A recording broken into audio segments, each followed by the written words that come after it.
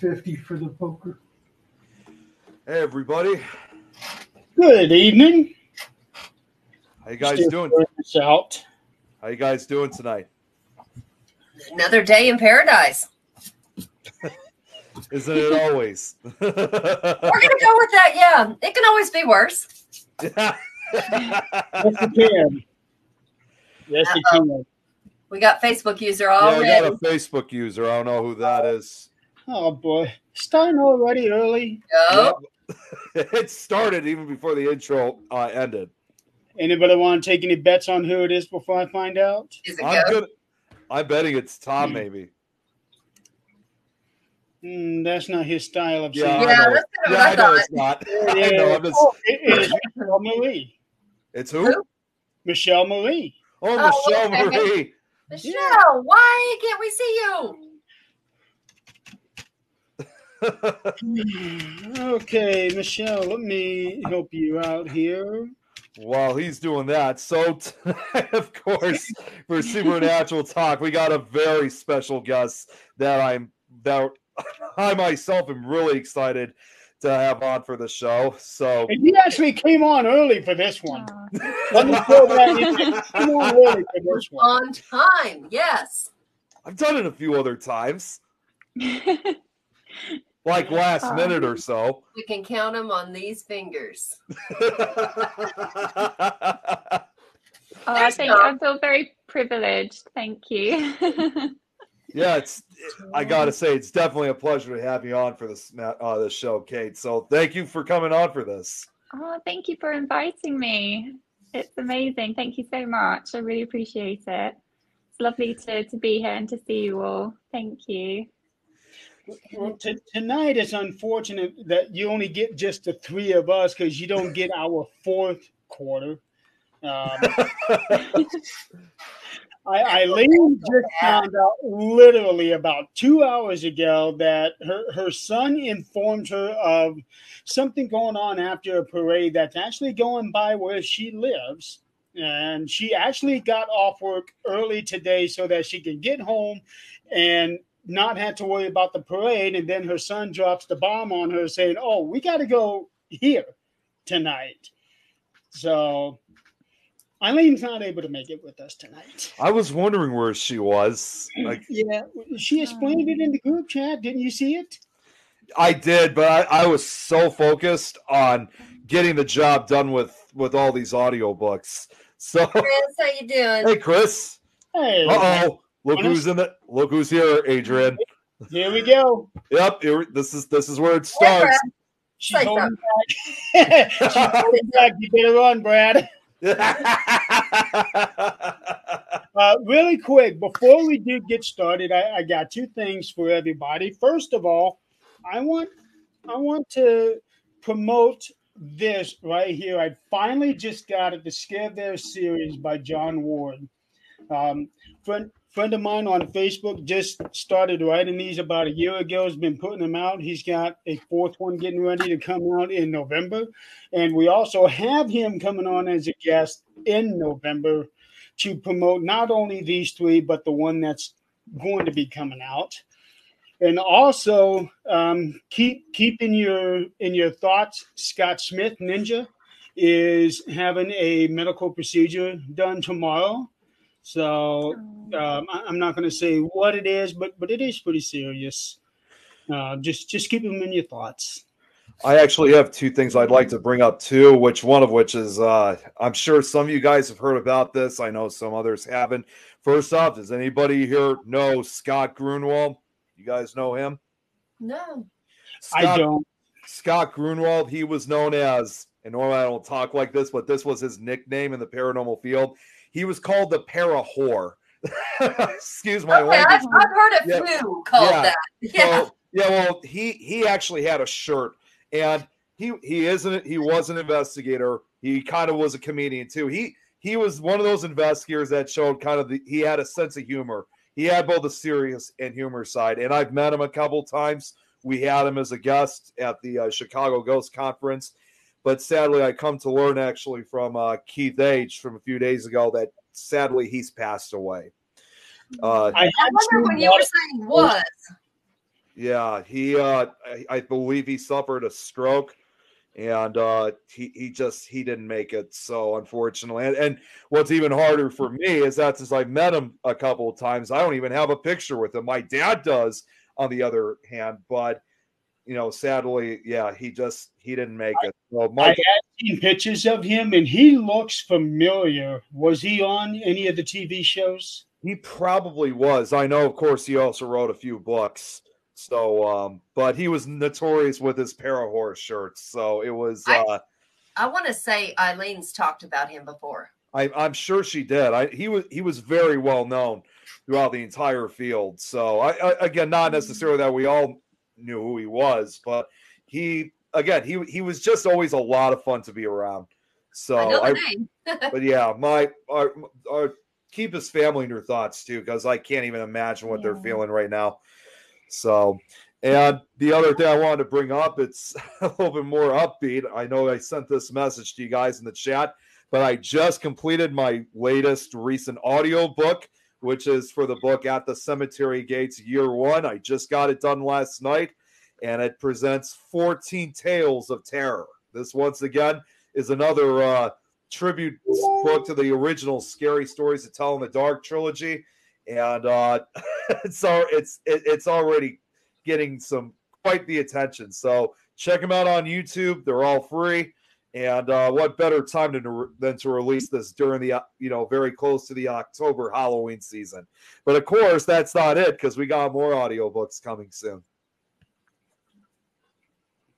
Yeah, congratulations, Nick. Well Thank done. you. Adrian, do you have any announcements? No, I really don't. Thank goodness after some of those. Tom, what?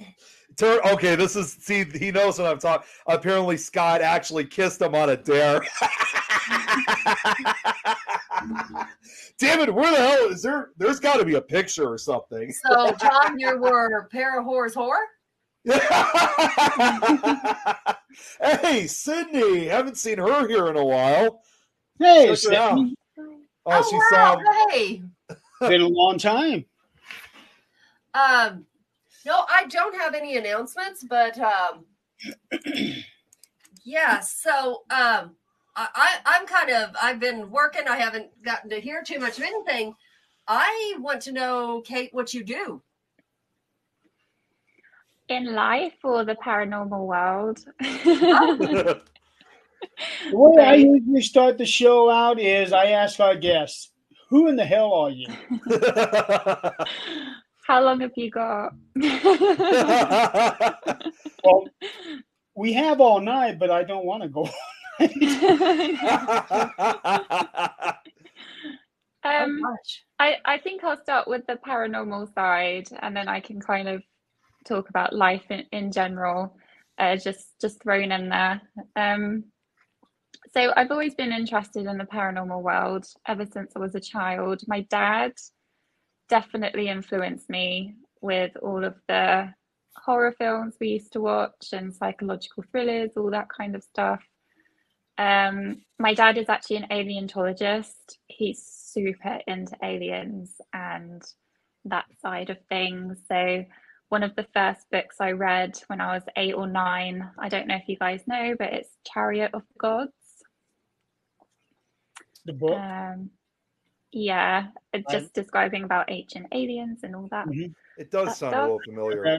I've read that book. Very, very good. Yeah, very, very interesting. So from there, I kind of got curious as well about religions and the paranormal world and aliens, obviously supernatural, that side. And then I kind of lost it because I became a teacher. I'm an English teacher.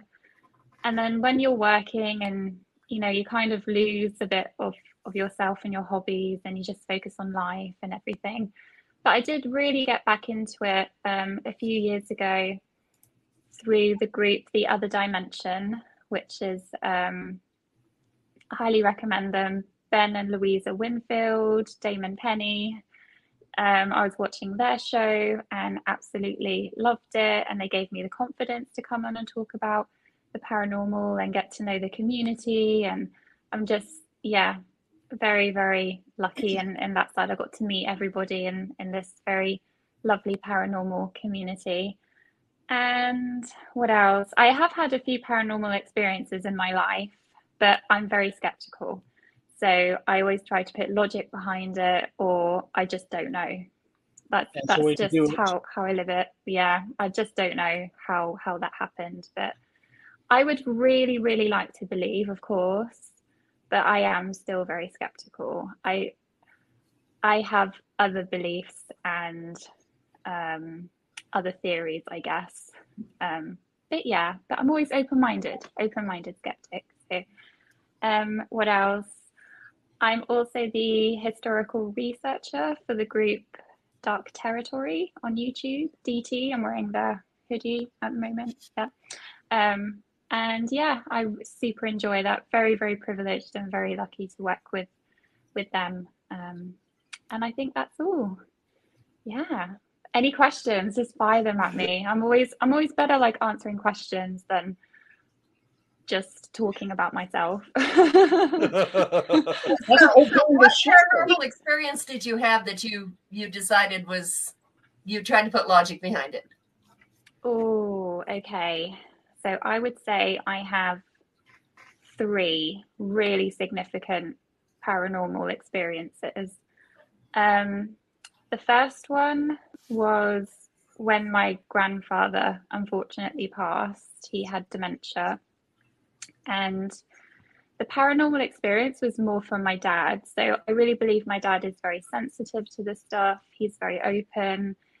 He has a lot of dreams, and the dreams end up coming true. And that terrifies me. Like every time he has a dream, I'm like, are you going to tell me, or are you just going to leave that to yourself? Because I'm actually a little bit scared sometimes. But the night when my grandfather passed, my dad had a dream that my grandfather was lying in bed and he was surrounded by water, and the water was coming up and up, covered my grandfather, and he just drowned. So my father woke up in a sweat, was totally just out of it and just really, really frightened. Half an hour after that, the phone rang, picked up the phone. Oh, I'm so sorry. Your partner's dad, my grandfather, has just passed away. Can you come in? And that was already the first, like, okay, that was weird that my dad had that dream and my grandfather passed. When they got there and the coroner was there, it actually came back that he didn't die of dementia. He died from pneumonia, water in the lungs, hence why water, the dream, it was just insane. And then the last thing about that was, I remember coming downstairs and I looked at the station clock in our living room, huge clock, and my grandfather loved it because he loved clocks. I think he had about 50 clocks in his house. And this was just I know, it was It was chaos in my granddad's house. Really quick, I have to ask you this. Did you ever set all of those clocks to go off at the same time? Or did you was a lot of and set them off to go off at different times? Oh my God. They were very punctual. Some of them didn't even work, to be honest. They were just ornamental, but there was a good 5 or 6 that worked and cuckooed at the same time, and grandfather clocks, and it was just chaos. Yeah, that's probably where my OCD stems from. That's definitely quite a collection of clocks, regardless of 50. The opening scene of Back to the Future comes to mind. That's what I was thinking too. Time travel. Okay, go ahead. Yeah. So I noticed the station clock and I noticed it had stopped, but that's not unusual because it was a wind-up clock. It stopped very, very often. And then when we came back from the place and we were just talking, we noticed the time that it stopped. And I don't remember the exact time, but it was about 2:30 or something like that. And then when we got the death certificate, the time of death was 2:20. And that's weird, right? That it would stop 10 minutes after my granddad died. That was just a coincidence as well. So even though it did stop frequently, why did it decide to stop at that time? I don't know. So I would just put that experience down to very, very lots of coincidences. Is it paranormal? I just don't know. I have no idea because we didn't physically see anything. It was just feelings. Was it kind of a type of telepathy that my dad could sense this was happening, or some kind of connection or thread between him and my granddad? You just don't know. And like the clock, as I said, it just could have been a coincidence. So yeah, that was the first one. What do you guys think? I would myself, the clock, I would say, yeah, I could pass that off as, yeah, okay. But your dad being that close to what really happened, he's got something there. He's definitely, in a way, a psychic. Okay. That's slightly terrifying, but I'll let him know. No, that's not such a bad thing at all. I wouldn't want to know.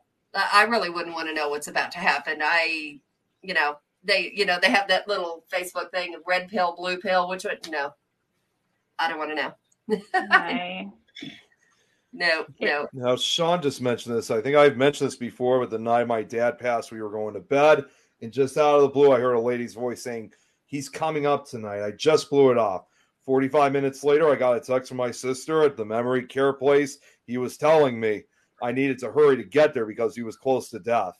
I believe it was my guardian angel. Oh usually what you believe is your first gut instinct before you overthink it 1,000 times is right. Yep, absolutely. Thanks for sharing that, Sean. That was lovely. That's a nice story, but sad. I wanted to also share this out too. This is someone else that we should keep in prayers too, by the way, because Sydney brought this up. I don't know if she's still on. She first brought up, of course, the time that she recorded a story too last year, but I know she's been dealing with her tumor. So you guys saw didn't know that. She's got an operation about a month from now where she's going to get it removed, but removing a tumor is very difficult. So, definitely want to send prayers out for her too when that day eventually comes. Depending on where that tumor is at.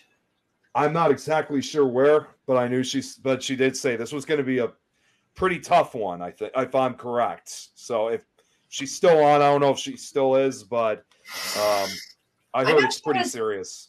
She was having problems, just started having problems 2 or 3 years ago, something like that. I knew there were some issues, but I didn't know it was that. Yeah, that kind of took me by surprise the first time I heard about it. It's not just those of us that are old. We're all getting, we all are going through some crap. Yep. One at a time. Let's figure out who's who. We got Scott next. We'll get him through it. And then whoever's next, we'll get them through it. Well, like I said, with lots Sydney. of healing vibes. I haven't mentioned this before, but Angelia just had an MRI done today on her brain because we're checking something out of another issue that she's been having the last 6 months. Really? Neurological? No, it's something else. Not something I want to discuss in public. Let's put it that way. That's understandable. But it could end up being something serious. So when will you know? Whenever we get the doctor's appointment, once he gets the results, which should be in about 3 to 5 days, they'll give us a call to come in and discuss it and see what the next treatment is. At least you're not waiting months to find out. No, not at all. At least thank goodness for that. Yeah. Oh, sorry, that Jeremy. stinks, I guarantee you. That waiting is worse than the actual diagnosis. I'm the one who's doing the actual waiting, and I'm in no hurry for that next surgery. Well, yeah, no, but waiting to find out results is what's bad. Right. I want to circle back to something that you said is very interesting when you said that the clocks all stopped right after he passed. Yes, 10 minutes more or less. In the town south of me, 20 miles where I used to live, there is a very similar story of that happening, probably about 100 years ago, where a lady it was a man who was killed in some sort of industrial accident, and his wife was home, and all of a sudden she had this huge gust of wind, and it stopped all the clocks in the house. Wow. Later that night, she was told that her husband had been killed, and she asked what time it was. And when they told her, she looked at her clocks, and it was the exact time that he died. No. Wow. Yeah. I think That's crazy. I have heard a lot of that. There was one other one, and I wish I could, but I don't remember if it was a true story, if it was just something that somebody wrote. But it always stuck with me. And this was years ago, like in my 20s, years ago. The story was about a lady the man was sitting at home and she had went shopping. And this is back when cars first came out and a lot of women didn't drive them. And then he was waiting for her and he heard the door open. He said, "Hi, honey." And she walked past him, smiled, and went to the kitchen. Come back. And she looked at him and smiled and said, "I love you." And he got the call while she's standing in front of him. And she said, "It's okay. I love you," and disappeared. Wow. So, I think when someone passes, they give us what we need or what they think we can handle. Most of the time it's in a dream. You're not going to be able to handle it with them standing there, looking at you most of the time. There was, I could even recall this. I don't remember who this person's name was. It was on one of the paranormal shows. But this was one of, not necessarily the older shows, but this was one of the more recent ones from about 10 years ago or so. And they interviewed, I don't remember what show it was. It used to be on Destination America. They interviewed a woman who, she had like the same kind of abilities. Like she would go to sleep. She would have these visions and these dreams of people coming up to her. Like there was, I don't remember the full story, but one part that I definitely remembered was she had this dream of, I guess, a friend of hers, and this guy comes up to her in the dream, who turns out to be was revealed to be her friend's dad, grabbed her by the hand, just like in a calm way, saying, "Let my daughter know that I love her, and I'm going to say goodbye." The next day, she found out her dad passed away. So I wish I could figure out. I just don't remember what show that was. I'm gonna have to find it. But what she talks about is just incredible. It's sad, but at the same time, though, it's an incredible story that she gave. Yeah, I think most of us would want Sean to said know. it. He said he knows what I'm talking about. Okay, we're going to get serious for just a moment. Brad, Oh. you better mark this on your calendar. Don't do that. What? Do not do right that. I'm going to tell you right now, Zach is deaf in one side. And, of course, it wasn't a choice. It was after the accident. But I'm going to tell you, he deals with the loudness, that ringing. In a deaf ear, there's constant ringing. And sometimes it gets louder than others, and it can deafen your other one where you cannot hear people. Is it like tinnitus? Or? Yes. This is all it is tinnitus. the time. This isn't just sometimes. And it won't let you go to sleep. It's weigh your options. Seriously, talk to your doctor about it, because it's no fun. It causes migraines. It does all kinds of things. And I thought my migraines were bad enough. Imagine having to deal with so much. Although Brad's now saying, though, that he's having constant ringing. It gets worse. Like you cannot hear with your good ear. It's bad. Now, I'm telling you, weigh your options.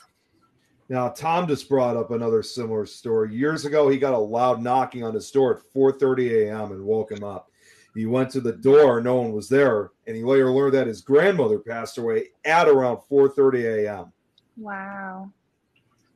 I didn't realize that so many people had such experiences as well. And you know what's funny is you can chalk all these up to, coincidence. Me, I don't believe in coincidence at all. I just don't. But I'm older and seen, I've only gotten into the paranormal in the last 10 years. So, it's not like this was a part of my life ever.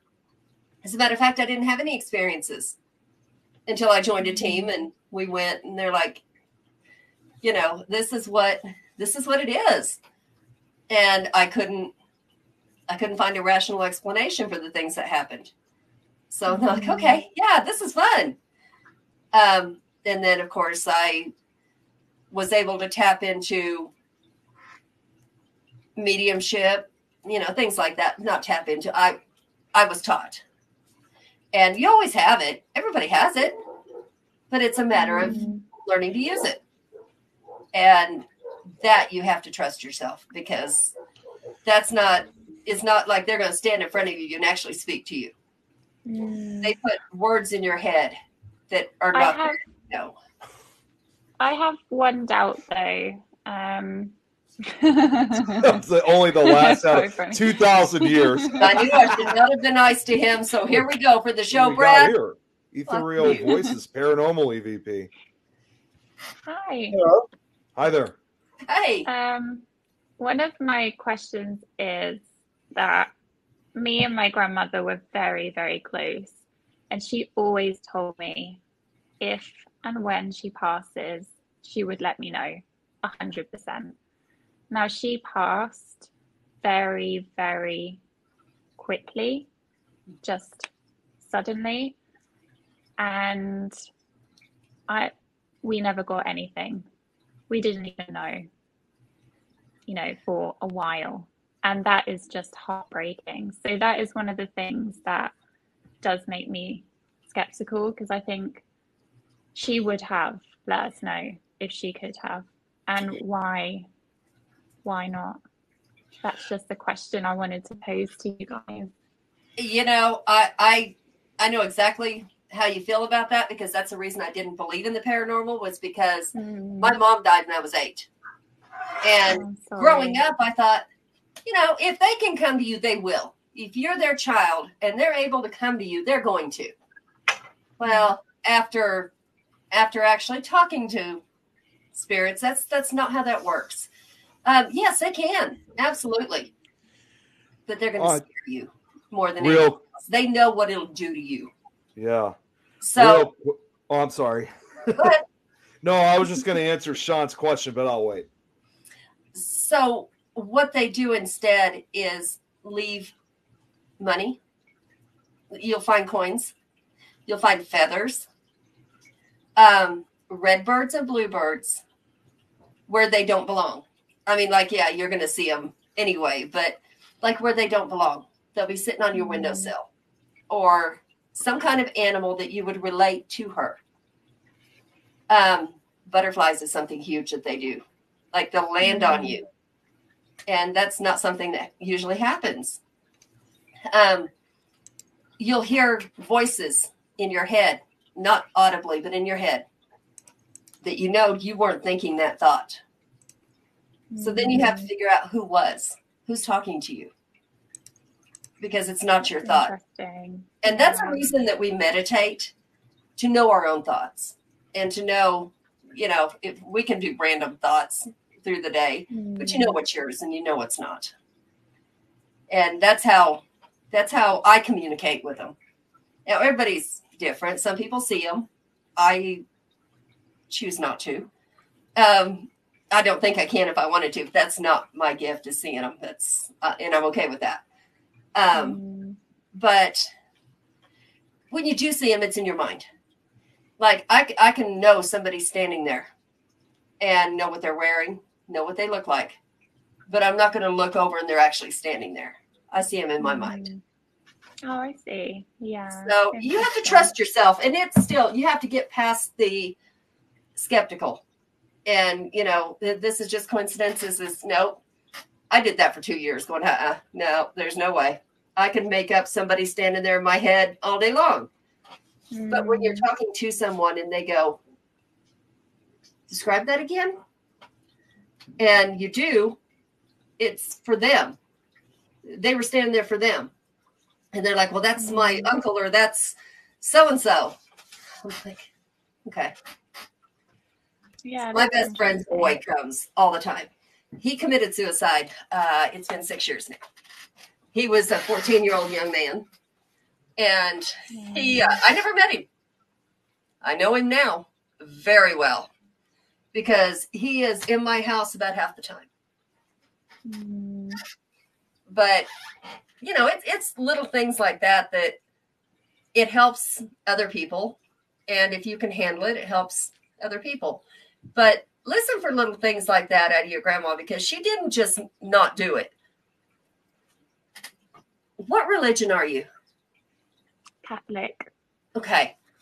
So in the Catholic, my best friend is too. I'm just learning. I'm Christian, but not Catholic. Catholic's a whole different animal. We did I was raised more, I guess, more like Baptist than anything. It's okay. They just read out of the Bible and that's it. I mean, there's no. Yeah. But we went to the Abbey a while back, and she had just come back to her Catholic roots not long ago. She was more of a, I guess, Wiccan. Okay. Yeah. But she kind of came back to her roots, and Devil's Road, the true story of Ed and Lorraine Warren. Yeah. But we had a discussion and how we interpret the Bible. When it says in the Bible, God's going to come back and get his children. Okay. Does that mean, to me, that means when it's all over. Until then, they walk the earth until it's time to go. I don't know of anywhere in the Bible that it says you go to heaven immediately. Yeah, that's true. So that's my reasoning for having all the spirits here. Yeah, I do think there's a lot in reincarnation as well. I mean, there's even my own daughter, it feels like she's an old soul, the way that she just learns things so quickly and says things. And yeah, I never really thought about it that much until it like actually happens to you and you're like, oh, this is interesting. Right. And you don't see that in the Bible. It does not speak about that in the Bible. And that's why my husband has a different kind of view of, you know, he studies different religions. Sure. And just kind of to know. And the thing is, they all come back to the same basic principles of do no harm. You know, that's don't kill, don't, no adultery, none of that. Just, but the more you study, the more okay, so what's real and what's not? You know, so it's, you know, what we're taught in the Bible, reality sometimes isn't exactly that. And then what we're taught, you know, Wiccan is not exactly that. So you combine some of those and it's like, oh, okay, so some of this makes sense. So it's, you know, when people ask, you know, what religion are you? I really don't know. Do I believe in God? Yes. Do I believe in the Bible so much? Probably not. There is a lot of things that are hidden in the Bible from us. You know, there's chapters that we don't know about. What do they Yeah, say? well, since King James had it translated, Right. Latin, so. And that's my thing is, stories, just like playing telephone in school. Stories, by the time they get to the other end, are not at all correct. So, it's one of those things you have to follow your gut. But I also think that's where people ask me, well, how can you be that and still believe in spirits and what you're doing? Well, that's how. And the crystals, I do crystal healing, things like that. Okay, so whether you're Wiccan and say, come from the earth, or whether you're Christian and say, God gave us the crystals, just like the plants to use. So yeah, I mean, it's a huge debate, but I just I like hearing everybody's point of view on how they think about it. Because absolutely. You can take a little from everyone and it makes sense. Yeah, absolutely. Definitely Even does. Different cultures, different languages. Yeah.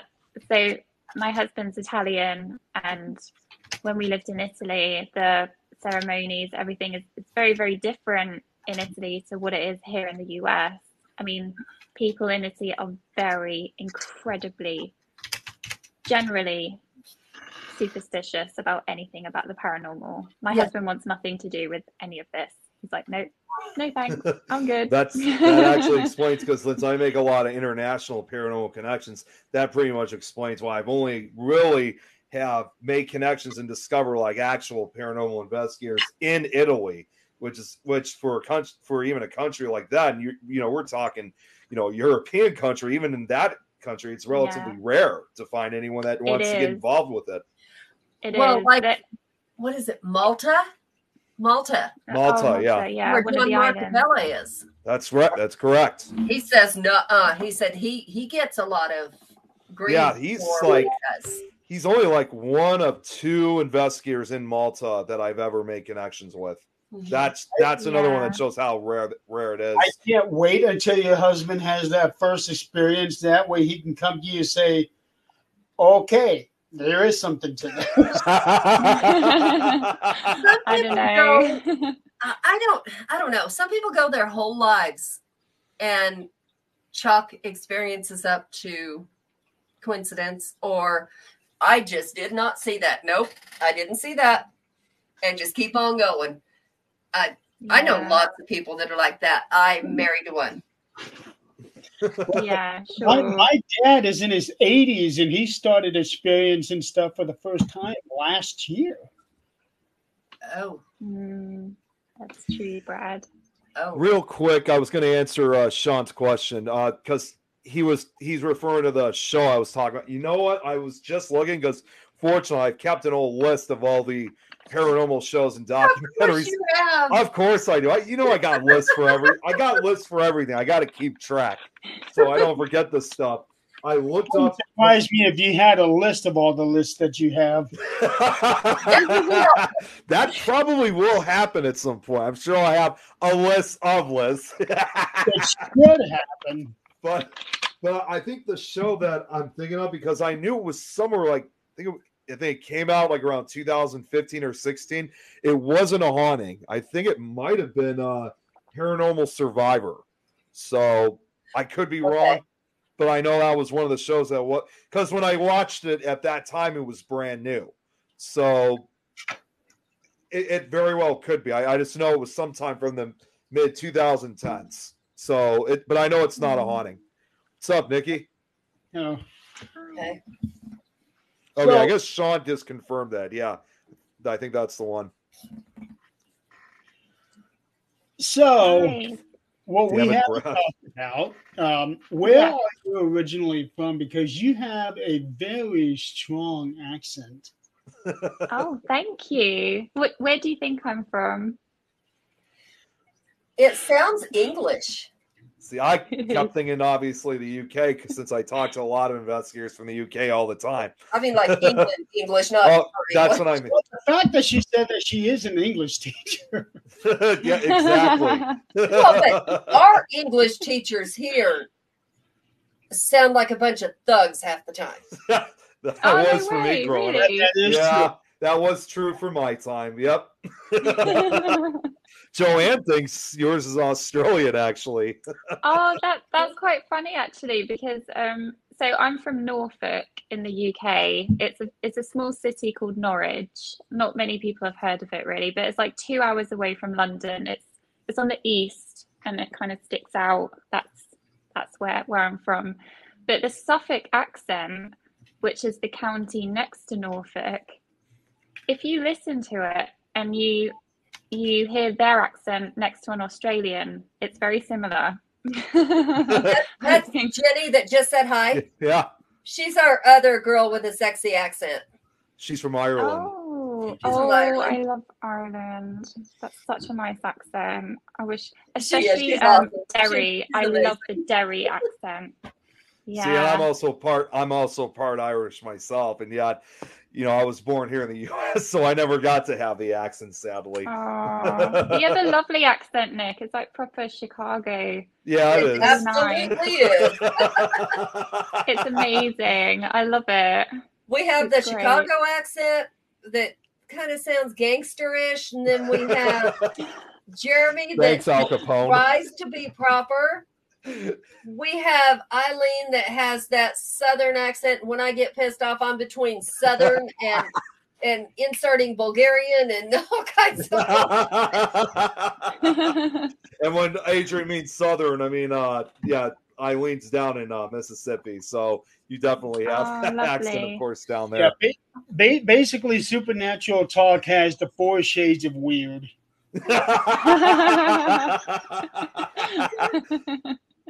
That's a good way of putting it. Yeah, I have to say though, my accent is very strange. I wouldn't say it's like 100% British because I haven't lived in the UK for I think 11 years. So I've lived in Italy for 4 years, Germany for 5 years, and now we've just moved to the States. So I don't know, there's a lot of influences in my accent as well from Italy and Germany. And So, how did you get to live in so many different countries? it's my husband's job. It's nothing exciting. It's just to do with business stuff. But yeah, that's how we moved. And I've always been really lucky because being a teacher, you can just get a job anywhere. So very lucky. That's pretty Yeah. cool because that's truly a checkered lifestyle, to allow you to be allowed to live in different countries and kind of not only just for the job, but exploring the different lifestyles and cultures that you see. So that's a really interesting lifestyle. Did you learn to speak? Did you learn to speak Italian and German? Oh yeah. So Italian is my second language. I'm still studying German after 5 years. So it's a difficult language. I don't want to say like I can get by in German, but I'm not great at it. I mean, it is such a hard language. I much prefer Italian or even Spanish because it's a Latin-based language, even French. Yeah. They're all kind of connected in some way. So yeah. I found out the hard way in Spanish because I lived in New Mexico, which is right there on the Mexican border. Wow. But I learned the hard way that Mexico is completely different language than some of the other states, and they can't understand each other. And here I understand them all, but is it like dialects that they have depending on where they're from? And and it's not Mexico. It's like they say they speak Spanish, but I guess it's like this is gonna sound really bad, but I guess it's like some of us going down, to where the gangs are trying to talk to each other in whatever bubonics they're doing. It would be God. Huh? Okay, you want to translate that in English, please? Because I don't know what the hell you just said. Oh, and speaking of which, I'm just going to say this real quick. Brad, don't even start. Brad, you've already got one threatening your life. Do you need two? Why Why did he write Illinois? Is it because your accent's noisy? Okay, no, it's that too. That's a good one. So, remember we mentioned about Eileen, who was not supposed to be on? I mean, who was supposed to be on? She messes with me all the time because she lives down in Mississippi, and you hear this a lot in a lot of the southern states. Sometimes they pronounce states names incorrectly, even though they probably don't think they are. Unfortunately, this is one of those cases, and she always refers, in this case, Kate, since you're in the Chicago area too, our state now, Illinois to Illinois. They think the S goes along with it when it's actually silent. So no, they don't think so. They do it to piss you off. Well, in this case, yes. That's like growing up. When I grew up in Kansas, we even called Arkansas Arkansas. I knew you were going to say that. We didn't know. And it's just where you're from and how it's said. Like, until I moved to Kentucky, I called Louisville, Louisville. We have a Louisville in our state, right, Adrian? Did you know that? Yeah, we have one here too. Well, no, the funny thing is the Louisville, which is down in central Illinois, it's actually spelled the exact same way as the one for like Kentucky. But yeah, and they're like, and if you have somebody from Louisville, Kentucky, go up to Louisville, Illinois, they're gonna think it's the same name. Yeah. Like, no, it's Louisville. Yeah. Oh, I got corrected very quickly when I moved. Very quickly. That's confusing. Jenny's asking if you ever watched Dairy Girls. Yes, I absolutely love the Dairy Girls. I'm watching season 3 again because I watched 1 and 2 like on repeat. I love Dairy Girls. I love the accent. I just love the humor. 100%.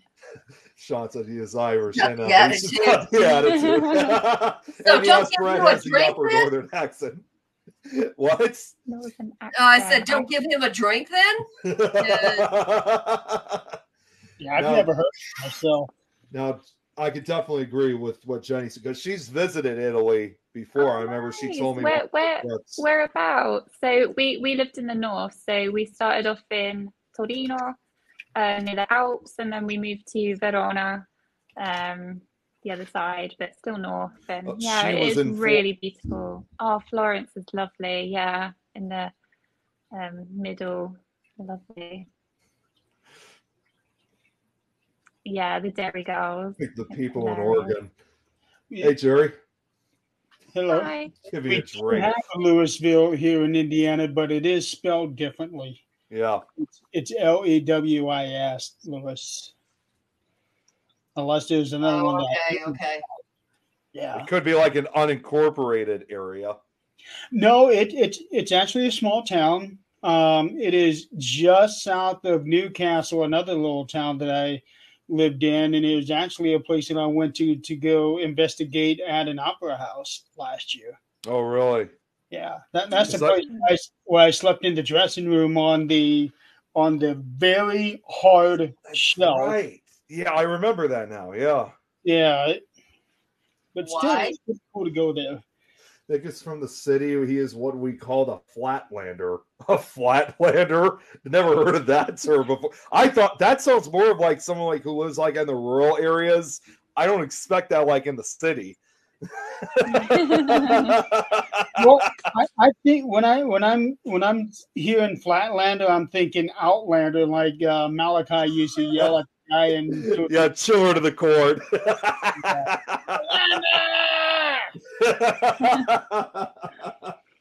I also have to say it's so weird that you have basically all of the British towns in the States. So you just mentioned Newcastle, and my grandmother was born in Newcastle, but UK. So it's so weird to have that connection here. Well, it's interesting. Think about it. The States came from the UK, from England, because when they first started coming over here, we were one of the territories of England. Yeah.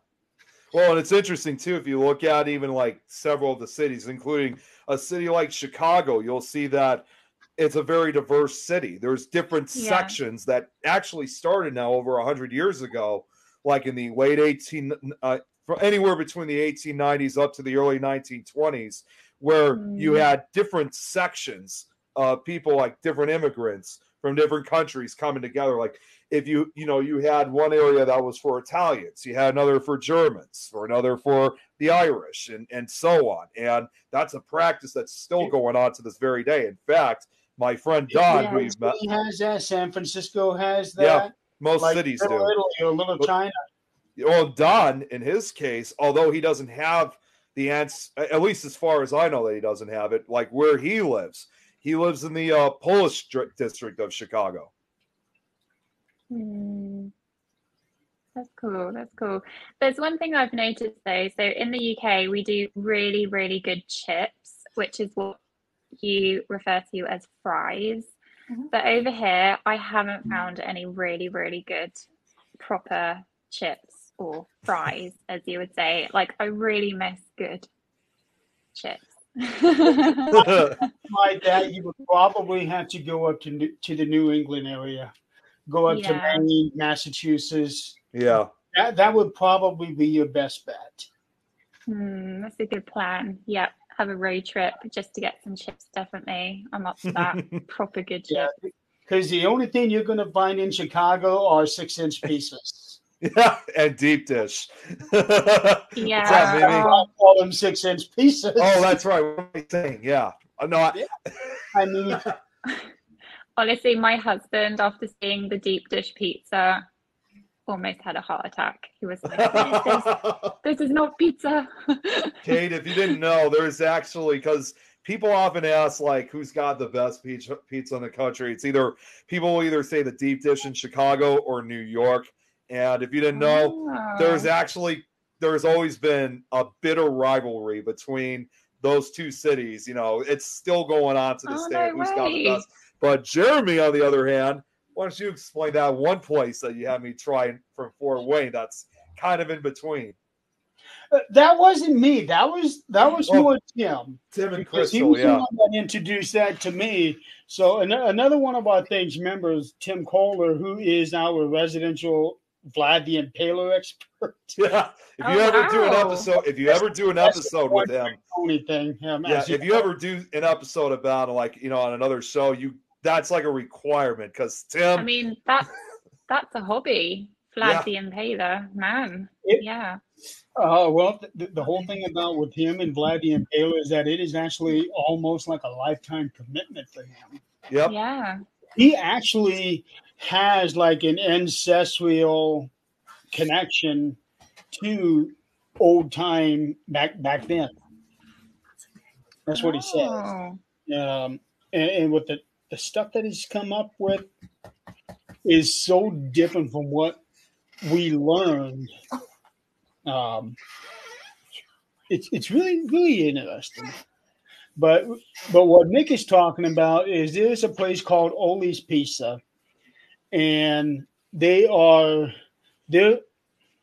small pizza is 10 pounds. It's about that big around, but that thick. Barely gets your mouth wide open to bite into that. That's insane. The way that they do it, they do the dough, then they do the tomato sauce to cheese, and then they do dough again. Then the tomato sauce to cheese, pepperoni. Yeah. It's very, very good. 2 slices fill you up. You can't eat another bite. It sounds more like a focaccia than a pizza. It's more like the bread. It's almost like a lasagna to me. Yeah. Yes, it is, Brad. Totally different. I've heard about that. I heard like there's like every corner, like parts of cities of Italy. There's like not one corner you come across where you don't see like a pizza style restaurant or something like that. I want to know how Italians aren't 300 pounds. I look at pasta and I'm done. Oh, that's what Jenny just said on Vlad. I'm a big boy. Yeah, 90% of the time, if you ever because again, I know you do the other dimension, Kate. If you ever have Tim on at some point, you will probably be at the most quietest. Oh, wait a minute. What's the name of the show? The Other Dimension. That's the name of your podcast? Yeah, you didn't hear it. She said that earlier. Yeah, somehow I missed it because I have another show that is on hiatus right now that I'm going to be bringing back next month called The 13th Dimension. Oh, okay. Yeah. Is that from Viking Belief? What's that? The 13th dimension. Is that referring to the Vikings? No, it was just a really cool name that I liked. Okay, cool. I like the Viking thing better because I got my DNA done. I'm 98% Viking. Imagine that. Oh, wow. No comment. Yeah. No, actually, when Scott Wilson and I were coming up with ideas for a show 3 years ago, he was thinking like music wise, what we were going to do would be more like a Twilight kind of music. So I was going through a bunch of Twilight zones, and in the intro is always saying that there's a sixth dimension, and I'm thinking, okay, where can I go with this? Because I'm liking this whole, you know, we have 3 dimensions and 4. He skipped the 5th and went to the 6th dimension. And I'm thinking, what if we went to unlucky number 13th and go with the 13th dimension? And we ended up picking that name. Well, it's funny too. Cool. Well, and if that's not enough, I told Jeremy about this before. Not necessarily a show, but there's also a Facebook group page that I'm a part of. I don't know if they got this from Jeremy's idea or whatever, but they're calling themselves the 12th dimension. So just the number below that. I did hear about that one. Yeah, I told you about that one. Yeah, I don't know. I don't know if it was because of us, and I don't know when they started. It's really a group page. I've never seen them go live or anything. Ago? Brad, I'm ignoring you. Yeah, 13th dimension started 3 years ago. Almost right on this day. And you know what, Jeremy? Just think about it. It was close too when you guys had me on as a guest for the first time. I got the last minute, and a true friendship was born out of that one experience. The things you remember. Golly. I know you have got to have notes for things that you go back on this day. That was our 3rd episode in October because we started the first Friday in October. That's right. Oh, I bet Nick has a whole Excel file with all of this down. List upon list, Excel upon Excel file. It's all in there. You name it, he's got it. Yeah. Yep. I'm always organized with a lot of what I do. That's so good. It's always good to keep a list. And so you want to teach except for time. Except for time. He is not organized with time. Right now. Now wait, he's kept his job an awful long time, so I know he's got to make it to work on time.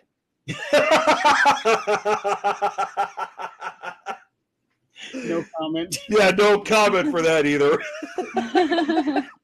I'll have to call your job. Oh yeah, we'll have to book Brad for December 32nd.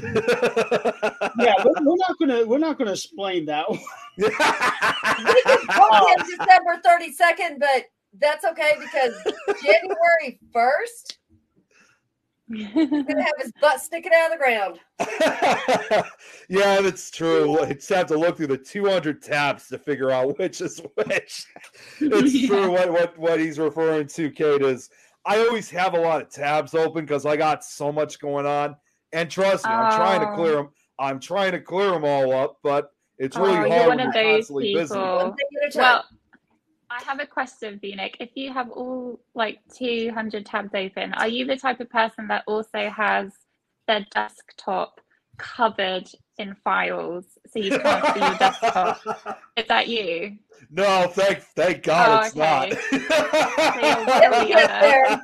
It'll get there. Tom, shut up. I know what he's saying. So true. It's funny that you talk about 200 tabs because every time he shares something on the screen, oh my gosh, it just goes into the tabs he's got open. Well, you know what? I have that right now, believe it or not, on my laptop downstairs because it's all the music and stuff I'm trying to add for these audiobooks. So I got to keep those open until because I got to have the right music for each story. That's true. That's true.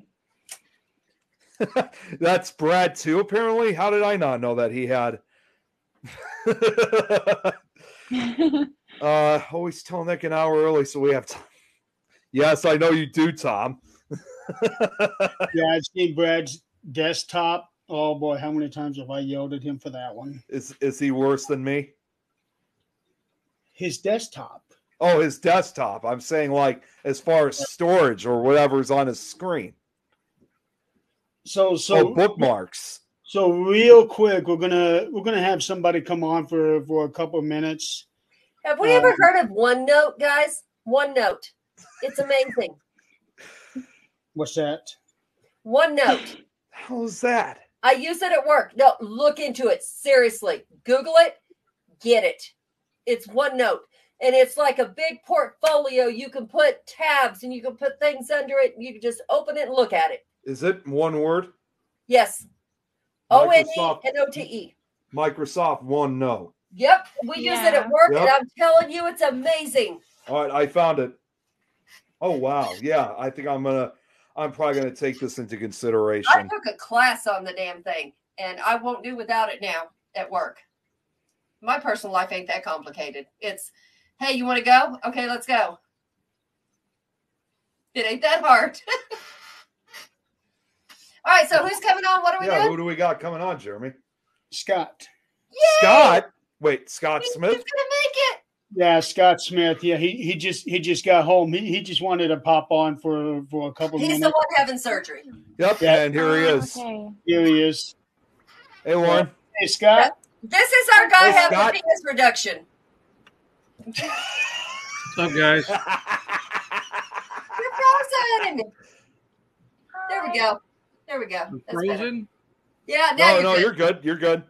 You're good now. Okay. Sorry, I had to go out to dinner. Not sorry, but Oh, I did. Who is that? Yeah, who's the movement one on Twitch? the movement one? Hey, I Mimi. don't know. Yeah, Mimi's on. I don't know who that is. What's up, Lauren? Good to see you. Hey, Lauren. So we told everybody that you were having a medical procedure tomorrow, and keep you in their thoughts. Absolutely. Can I what? That you are having a medical procedure tomorrow, and to keep you in their thoughts. And once you popped on, I just had to say what it was. It's oh, do you really want me to tell you what it is? No, I did. I told him what it was. Oh, you told me the penis reduction? Penis reduction. That's right. No, really what he's doing is he's having spiders surgically removed from his beard. You know what? That's not a joke. I saw something like that on the ER. Hell no. That is no. I have nightmares about that. Should we full screen it so people can get a better description? I'll go ahead and do that real quick. Yeah, see?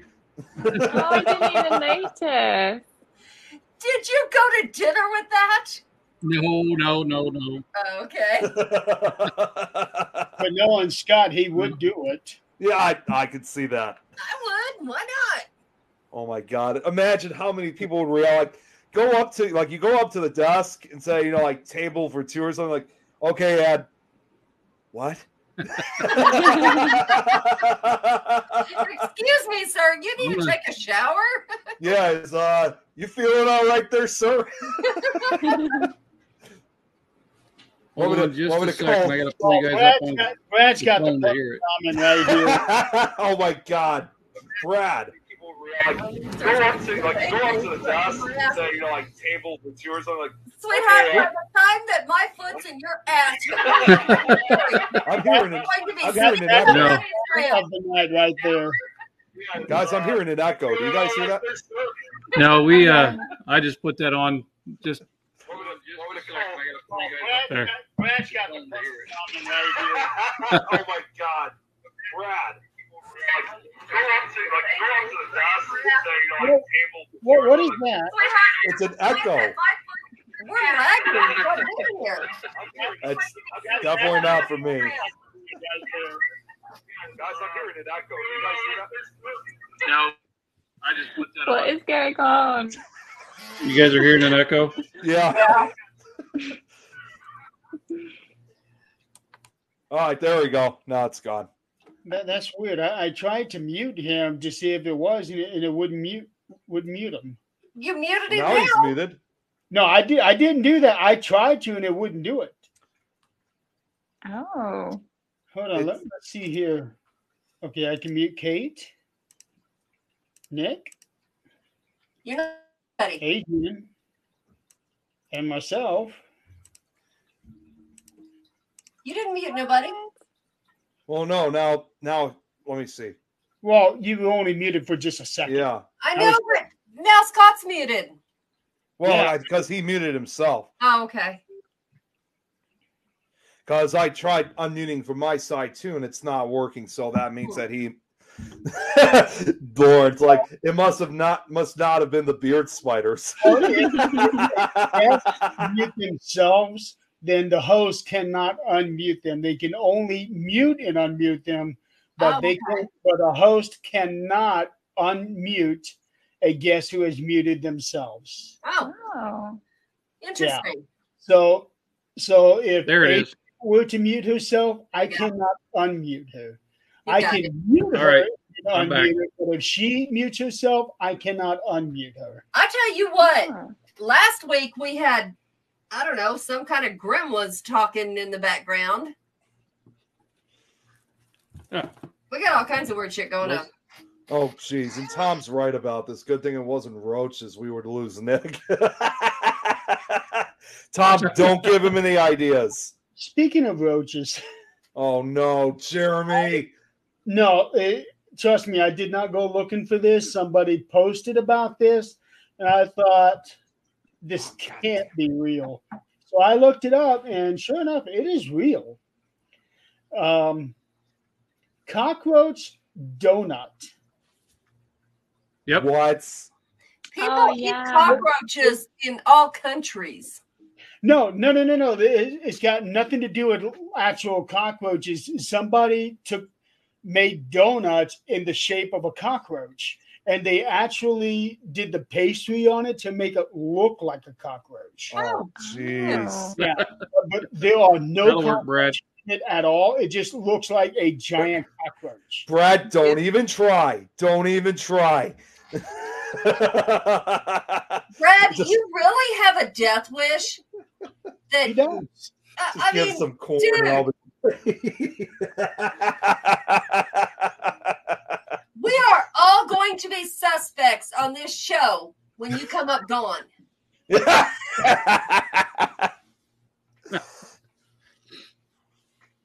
So what the hell Oh, was guys, this I one can't. Brad said saying you'll need surgery soon to remove Adrian's foot? That's the comment of the night right there. That's the comment of Yeah. See, that means he's not listening because he's going to be dead before he's buried. And when I bury him, I'm going to bury his ass up in the air so I can kick it every time I walk by. That goes to show he's not listening. There you go, ladies and gentlemen. A new type of burial. If it's something you do not like, you can pay an extra $10,000 to have them buried face down, ass sticking up, so that you can kick it every time you go and visit them. Hey, No, it creates a used to bike. be a It's a thing bike where- tire stand. Oh, There used to be jeez. a thing that I'm going to get buried with my ass up in the air so people can kiss it. But in Brad's case, I'm going to kick it. Cockroaches in Bermuda fly. God damn it. They fly Okay, in that's Kentucky. scary. Yeah, I heard they fly further south in like states like Texas and whatnot. They do. They're about that big, and they fly, but they're not like really house roaches. They're more outdoor bugs. They don't come in. Oh my God! They called that sunny side up. That's right. That's right. Oh my God! Okay, let's get back to Kate here. Yes.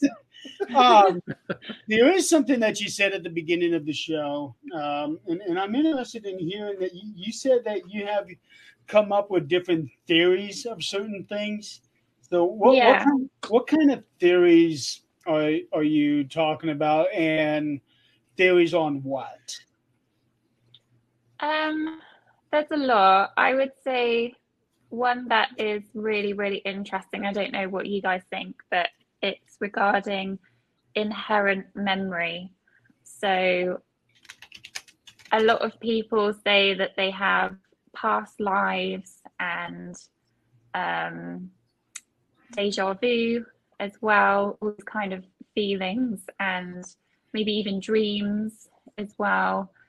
I do feel like when we do have children, it's not just DNA that passes through and blood and flesh. I really think memory can be passed on as well. I firmly believe that. So maybe these kind of experiences people would put as paranormal would actually be just inherent memory. What do you guys think about that? I actually think and I hadn't heard deja vu in so long. I used to have it a lot when I was younger, and I don't anymore. But I do believe you're onto something. And, like you talked about your daughter, that's my best friend's the same way. And anybody who knows her, which everybody here does, she very much is an old soul. And she very much, she knows things she shouldn't. She connects energetically and explains it in a way that I've never heard. Now, that's not saying nobody else has ever done it. I've never heard it. She can see, like, if you ask her to explain, she explains old energy, new energy, and future energy. And like, what are you talking about? And when you ask her to explain it, she says, look, we all have energy that connects to different people we know. And it could be just people we met, but in their minds, we made an impact on them. Even if just, you were a cashier and you happened to say something that made their day, whatever it is. So that energy line is there. And when somebody passes, they can connect those energy lines and talk to them through somebody who can. Or in life, you can close your eyes and see the energy line between you and another person. What color is that energy line? What does that color mean to you? Now, to my friend green, which to most of us is either infection, gross, or go. That's what green means to us, but to her, green is bad. That's something that needs to go. And so everybody sees things, I think, in a different way, like you talked about reincarnation. What if they know something they have brought back from, when you go, you learn things you didn't know. So when you come back, maybe you take some of that with you. And I think so too, because there's this popular belief that if you're reincarnated, everything, that your memories, everything is completely erased. And honestly, I really believe that's not always the case. I think you may lose most of it, but I think there's still always a time when there's a shred of it that will still remain. So say you lose, if it was all 100%, you lose about 95% of it. You might still have 5% of that memory, and that will carry on for that individual. I think it would depend on where you go right after you pass, because not everybody stays here after they pass. They right. do move on. So I am thinking that when they move on, that memory is erased. But if they stay here, the memory is not erased. Because if you look at all of the investigations of the EVPs, most of the spirits still remember a lot of stuff down here. Okay, wait a minute. We can always go back to this. Tom. Yeah. Whoa. Robert? Yeah, Robert, this is was. that true? Oh my God. Yeah. Okay. So Robert White, he's an investigator from Australia. I've spoken to him a Robert, couple what's times. going on, bud? He has this. I've seen it for myself, and it's just horrific. He's had this real bad like infection that's going on, like in his. I don't know which foot it was, if it was his left or right, but he's been going through so much. But and I've seen the pictures of, because unless you have a strong heart, you don't want to see this. I have him on Facebook. Why haven't I seen this? He posted the pictures, and I got to tell you right now, I mean, seeing just how horrible it was, literally one of the most horrible things I think I've ever seen. Robert, So, when's your surgery? Yeah, I hope he's on right now. So that really sucks, Robert. Yeah, I mean, when I saw that, I mean, it was just a horrifying yeah, sight. I did. We can always resume this. What? Yeah, I wanted to bring that up When's your quickly when surgery? Tom brought him up. We need to know. I'm going to guess it's probably going to happen probably in the next week or two. Okay, so we'll let him tell us here. Yeah. Bob, you need to tell us these kind of things. Brad, probably- I'll be reincarnated as either a roach or whatever Adrian is scared of. Buddy, there ain't a fucking thing that scares me. He's probably typing right now, so yeah, Yeah, we can that's wait for why. him. We learned that. Okay, so see, everybody has something different. Brad says green is life. Okay, to him, that's what that means. To my Brad friend, is not incorrect on that. bad. Because Brad's not incorrect. I guess it all depends on how Oh, you. wait, here we go. Sorry, Jeremy. The left heel has been infected for weeks. It's gotten to the bone. Okay. Is When's this your like surgery? is this like some type of? I'm Gangrene, I think. I used That to work sounds for like a foot gangrene. doctor, and that sounds like maybe he's got neuropathy. or And maybe it some type went of further. might be some kind of staph infection. Today, or if they something can like fit me in, Robert, please. Oh wow! Please let Wow. us know. Yeah, because over in Sorry. Australia, they're just starting their day. So it's I think it's about 11 or 10, 11, They- 12 o'clock If over there. it's today, they mean business. Yeah. Hey, you're not just a name, you're our friend. You need to let us know, please. So Yeah. if it's that serious, what are you doing online, man? What else is he going to do waiting? I understand. What else is he going to do? Well, that is true. Yeah, I wonder if it's What like the hell did you do when you were in the hospital? Sent messages to everybody. After everything was done. That was after it was done. He's not done doing what It's- he should do. a diabetic foot ulcer. That's what he's got. Okay, no. neuropathy I- did it. I Got it. thought it was originally some kind of flesh-eating disease, but no, that's completely different. Robert, you're in our thoughts too. Yep.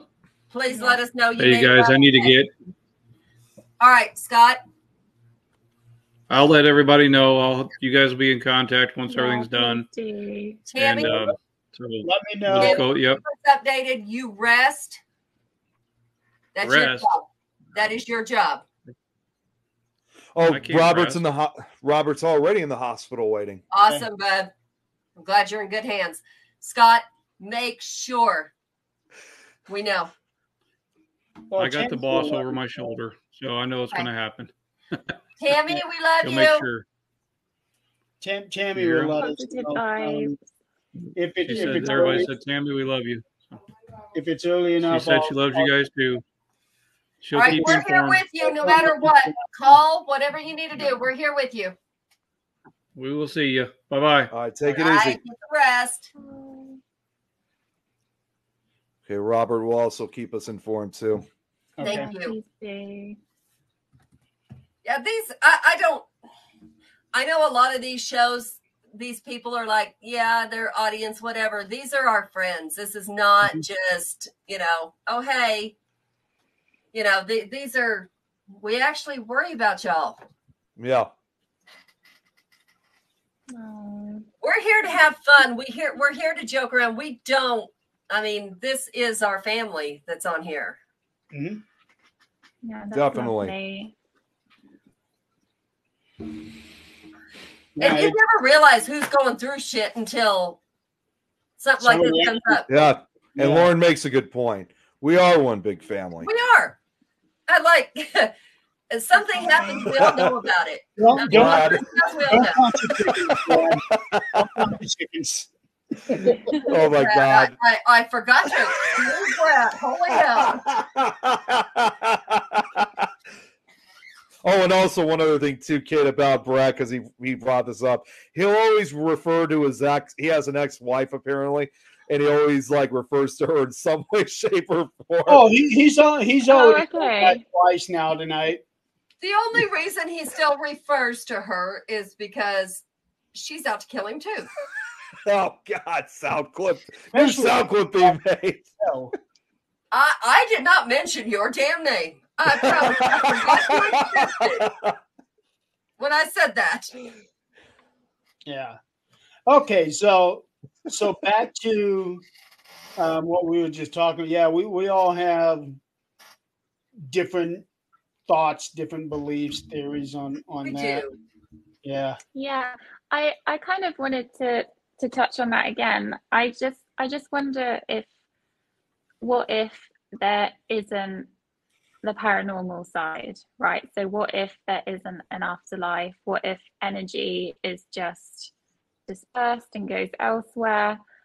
Then we would only have inherent memory, right? Which is what people would call paranormal, but it's just inherent in our memory. So that's something I've always wondered about, if we've just kind of got it, we're kind of seeing it at different angles, right? And maybe that's just one angle is like, okay, there is no afterlife, there's no paranormal side, it's just inherent memory and these connections we have in life, not after or before life, death. Yeah, that's just something I've always wondered about. There is so many. It kind of makes me think about reincarnation and how some people still have memories of one of their previous lives. Mhm. Yeah. I've read stories of, and this was recent, and now it's like on TV, but I remember one very vividly. There was a little boy. I want to say he was 3 or 4 when it first happened. And they were driving. He was actually from the UK. And they were driving. And he told his mom, he says, I lived there. And of course, as a mother, she's going, okay, yeah, cute. And he starts talking and says, you know, I was married to, and said her name. And he said, I had however many kids. And he said, I was killed in a farm accident, and explained how he was killed. And so the mother, you know, with this, you know, 3 or 4-year-old being this vivid, went home and did some research. And he was right. And so she went back to him and said, what was your name? And he told her. And that was actually the dad's name. And there's lots of stories like that. So how would a 3 or 4-year-old come up with something like that?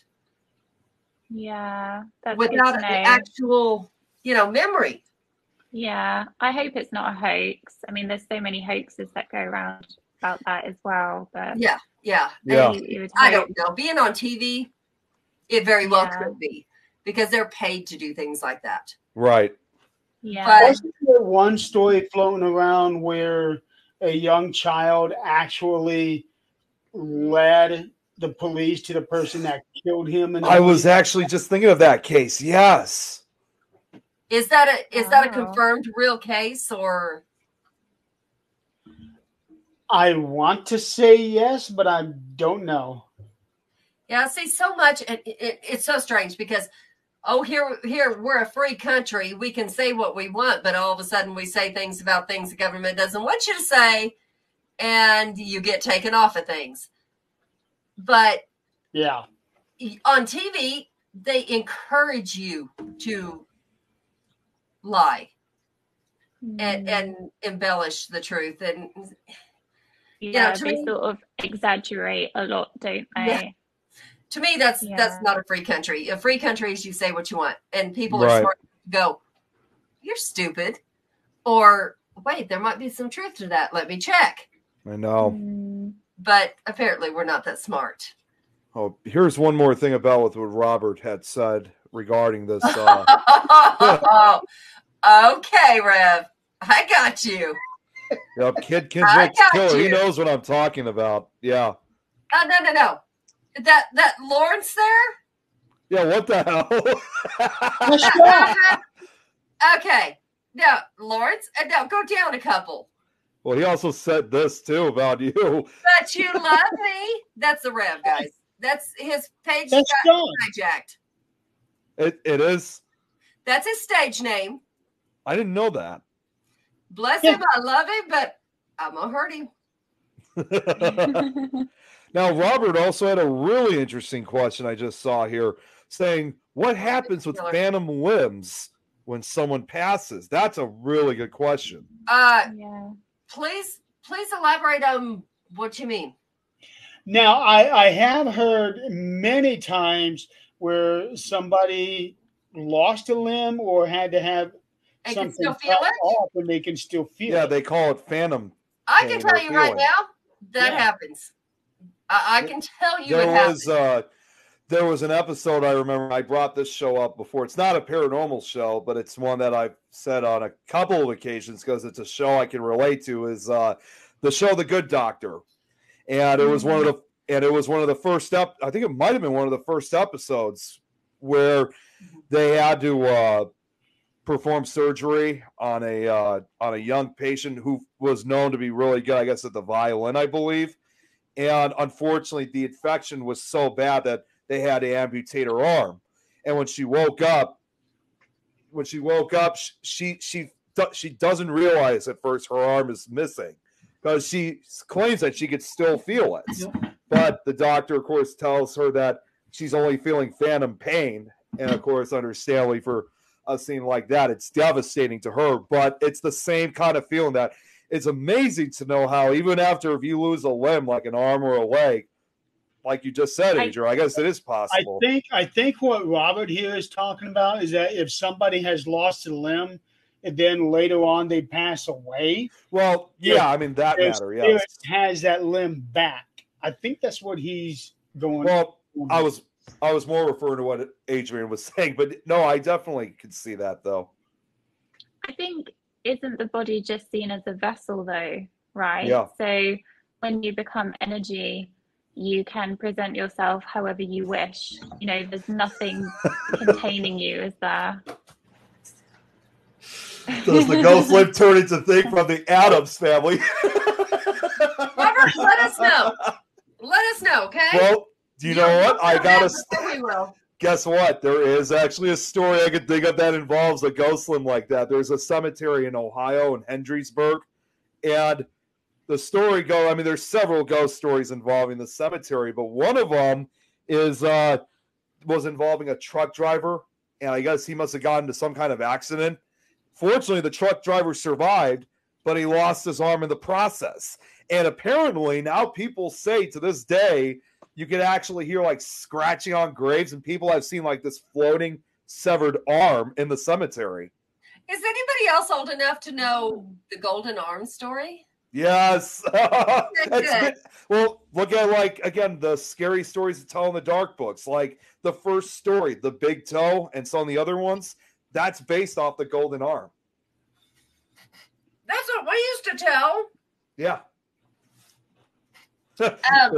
Who's this Facebook While we're user? thinking about it while he's here. That is Ed Odell. What? Robert, Hey, Ed. is anybody there with you? Is there anybody with you that can update? Like update your Facebook, message any of us, something like that?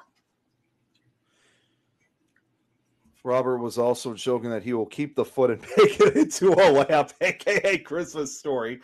Oh my gosh. I don't want to see that. What? Yeah. Mhm. Now, who's this Facebook I don't want to user? see that. This is a new Facebook user since they're saying Oh, evening. that's- Well, that's- hi, who are you? No, It's still Ed? Ed, Howie, yeah. Okay. Yep, still him. Now get this. Now a lot of people have phantom brain cells. They think they are smart, but really are not. And look who's talking. Exactly. Prime example. I am so not gonna comment on it. I can get myself into so He much. screwed himself. Well, I just thought of another urban legend that involves like phantom limbs or something like this. And Kate, this one's also from the UK. It's in Dartmoor. Something called, it's going to sound strange, but they're called the hairy hands of Dartmoor, and it's an urban Dartmoor is, from what I heard, a huge area of different local legends, different ghost stories associated with them. And the hairy hands apparently are one of them. They, according to the story, they're a pair literally of disembodied hands that will appear in front of a driver while they're driving down the road in Dartmoor and literally run them off the road. Sometimes the hands are described as invisible, but for people who actually had encountered the hairy hands and gone into accidents, most of the time when they were ran off the road, because Dartmoor is more of a rural area, they usually will just run into an open area until they stop. But unfortunately, some of those other ones have involved in serious accidents. At least two deaths have been the result of the supposedly hairy hands story. I'll have to see if I can come up with a story to go along with that. Okay, Scott. Robert. I got Scott on my mind now because he's having surgery next. Robert. Okay, that's fine. As soon as you wake up, message me, please, so I can let everybody know. Definitely. I hate that nobody's there that can do that and let me know you're okay. So, those are the two primary stories I could think of. And also to kind of add to this too, in case you ever make a story out of this, Jeremy, not all encounters always deal with moving vehicles.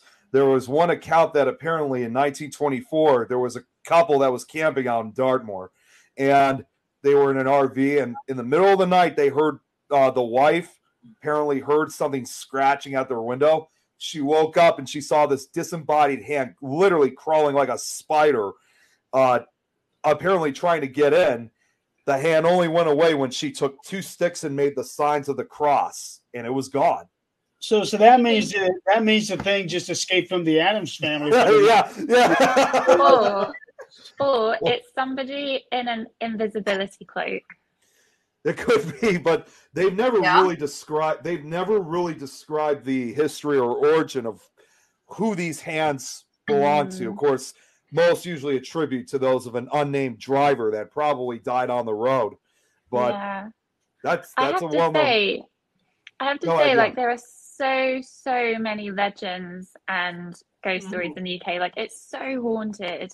And I lived in a very small village just outside of Norwich, and honestly, it was so haunted. I just grew up like among all of these stories.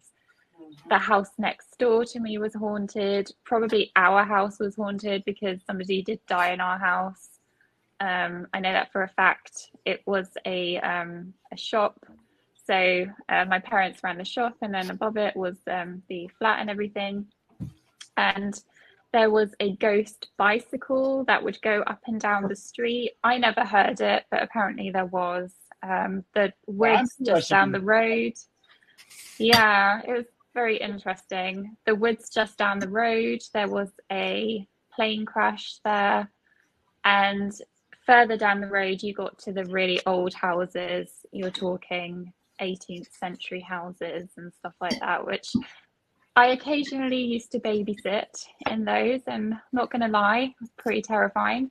Those houses were, you can just feel it, right? When you go into a house and you just feel like, I can't explain it. You just feel like, okay, I feel safe in this room, but I don't feel safe going down this corridor. Like, I just feel like someone's following me or watching me or going to run at me or something. So, yeah. See, so if you feel that, you are sensitive. I don't know though, because I just think maybe it's just my imagination, right? Because I like horror films, I like all this stuff. Probably just my imagination, and But why would you feel safe in one room? because it had lights. So if you turn the lights on in the corridor, would you feel safe? Probably not, because then you can There see you go. more of the dark rooms. There you go. Now, Yeah. Howie here is asking if you Yeah. know what do you know about Bedfordshire? Bedfordshire. I don't know much about Bedfordshire. I'm going to be honest. Please tell me if you know anything, because I'm kind of more from the east, so Night, didn't really Joanne. venture that far. Oh, good night, Joanne. From Canada, wow. Yeah, we have So people yeah, from all over watching the show. yeah, that's amazing. It's so nice. Australia, Canada. Once in a while, we have someone from South Africa who will tune in. Who will Yeah. sometimes tune in. She's Yeah. hilarious. I love her. if you ever have someone by the name of Chantel, who's from South Africa, you'll know who we mean is that she's a lot of fun. She is. Oh, that's really cool. I love the South African accent. It's lovely. We've never heard her.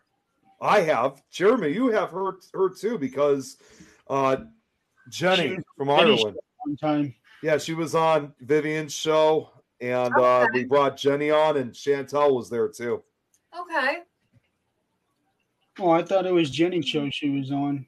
No, it was actually wait, let me take that back. It was actually the Frighteners. It was Lois's show Okay. to begin Okay. with, and then we started bringing a few others on, and Jenny happened to be on. She told us that Chantel was with her, so we invited her onto the show. Although I think Lois had to leave. Yeah, So that's right. She was with Jenny, and one of Jenny's dogs didn't like Chantel.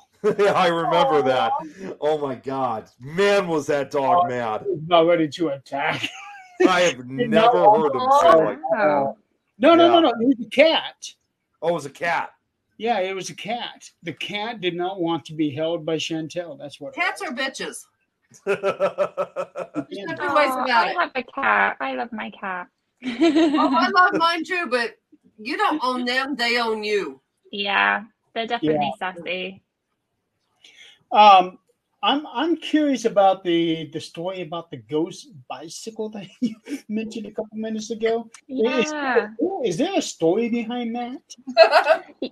Yeah, there is actually. I think it was supposed to be an old Victorian bicycle, if I'm not wrong. I have to ask my parents exactly, Jeremy, and I'll get back to you. But it was called the Bone Shaker bike because you could hear it just rattling down the road, and you could hear like the chain rattling.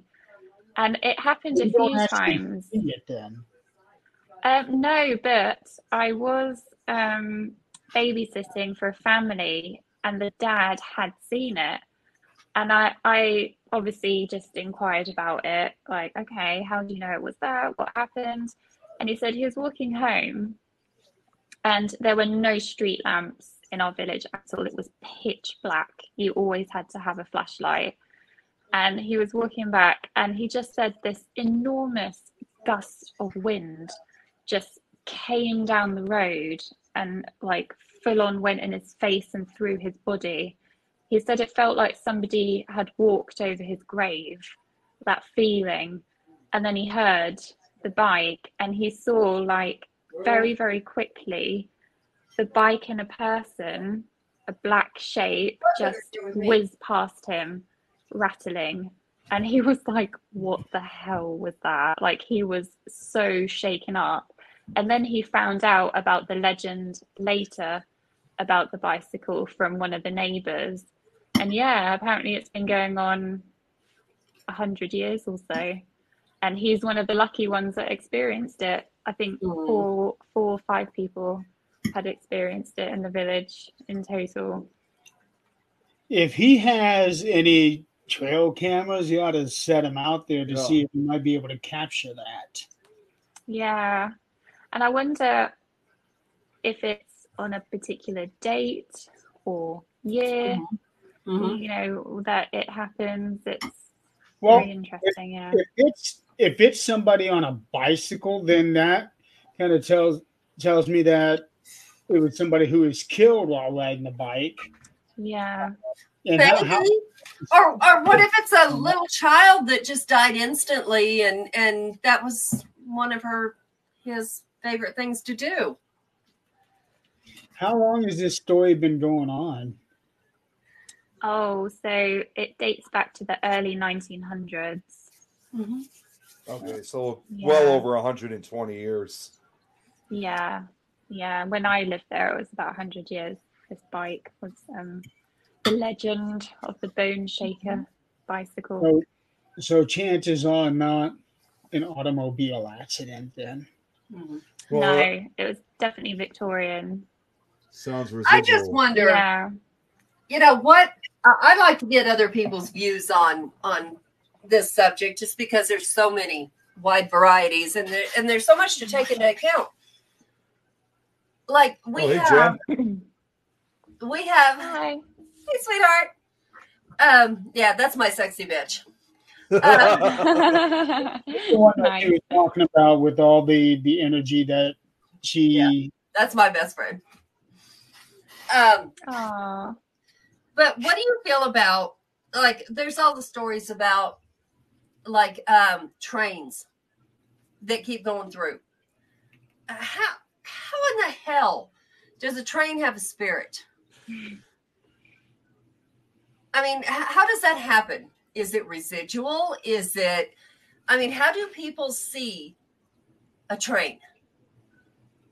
I get- would say, oh, sorry, Jeremy. Do you want to go first? Go ahead. I want to see if you're going to say the same thing I was.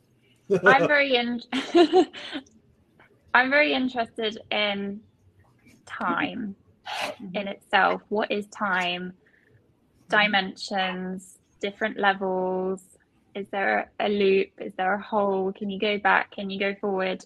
The whole concept of time and dynamics and everything. So is it residual? And for a split second, dimensions cross and then goes back. Right. Yeah. That's one What do of the you more think, Jeremy? intelligent responses that I've gotten asking that question. Some of them Were are you like, gonna huh? what were you gonna say the same, Jeremy? Definitely not that. I'd like to hear yours. I was just going to say train derailment that had a lot of people die on it. And it was. Yeah. At this particular what I'm thinking about, it was. Brad also- There was a lot of people die, and it was the last stop before that people see that train. Brad And also it's videoed, it's seen, I mean, like, but there's not a particular day. There's not a particular time that people see it. It's just. Yeah, that's like what Brad's saying. There. Time doesn't exist. It's a human creation. That's right. It is. I mean, we could say an hour is a year. It's a word. There's again, another idea I could think of supposedly of a ghost train is actually involves a cryptid, believe it or not, down in Louisville, Kentucky. There's the Poplick Creek, and you got the Poplick Trestle. That's supposedly the home of the Poplick goat sheepman type creature. And although that's although that's usually the story that most people pay attention to, there's also a story associated with that trestle, because it is an old historic trestle. It was built in the 1880s, and it even has connections to the goat man, where supposedly there's a ghost train that silently goes across the trestle, the supposed circus train that that supposedly derailed, that caused the goat man to run free. So you got another example in this case with a ghost train. Where is that, Nick? That's near Louisville, Kentucky. That's in Okay. I gotta look for the actual area. There's but it's the not same far one from in Louisville. Texas. That's why I was asking. So, Kate, tell me your idea of this. So we get legends. There's Goatman, which I know there's one in Texas. There's obviously one in Louisville, Kentucky. It's in the Fisherville neighborhood of Louisville. That's where it is. I know where that is. Okay.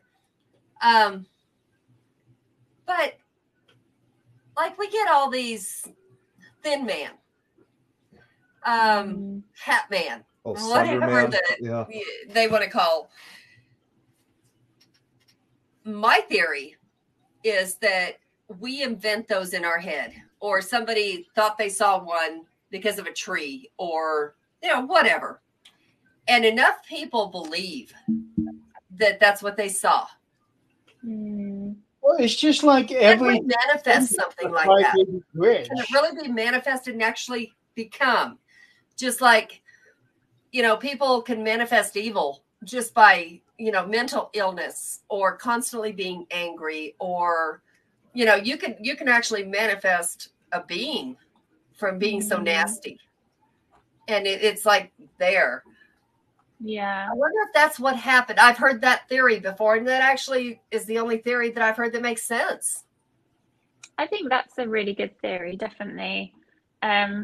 Before I answer that, I just wanted to say, I think it was Brad's comment about everything's happening all at the same time. I really feel that. No, I think that might have been Jan. I think this was Jan. That was Brad. Oh, this one? Yes. The other one? Keep going. Keep 2 down. 2 down. Oh, this right here. Okay, I see that it. Yep. One. Yes. I really think so. There isn't an afterlife.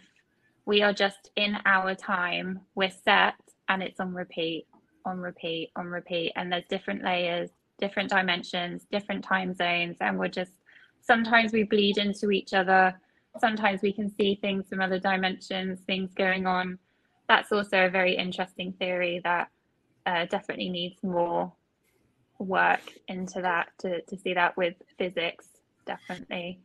That's like the what do they call that? The glitch in the Matrix, where people have caught, like the one that sticks out in my mind is a palm tree, and they're driving in Galveston, Texas, I believe, and there's a palm tree, but the limb is like 20 feet from the palm tree, hanging in midair.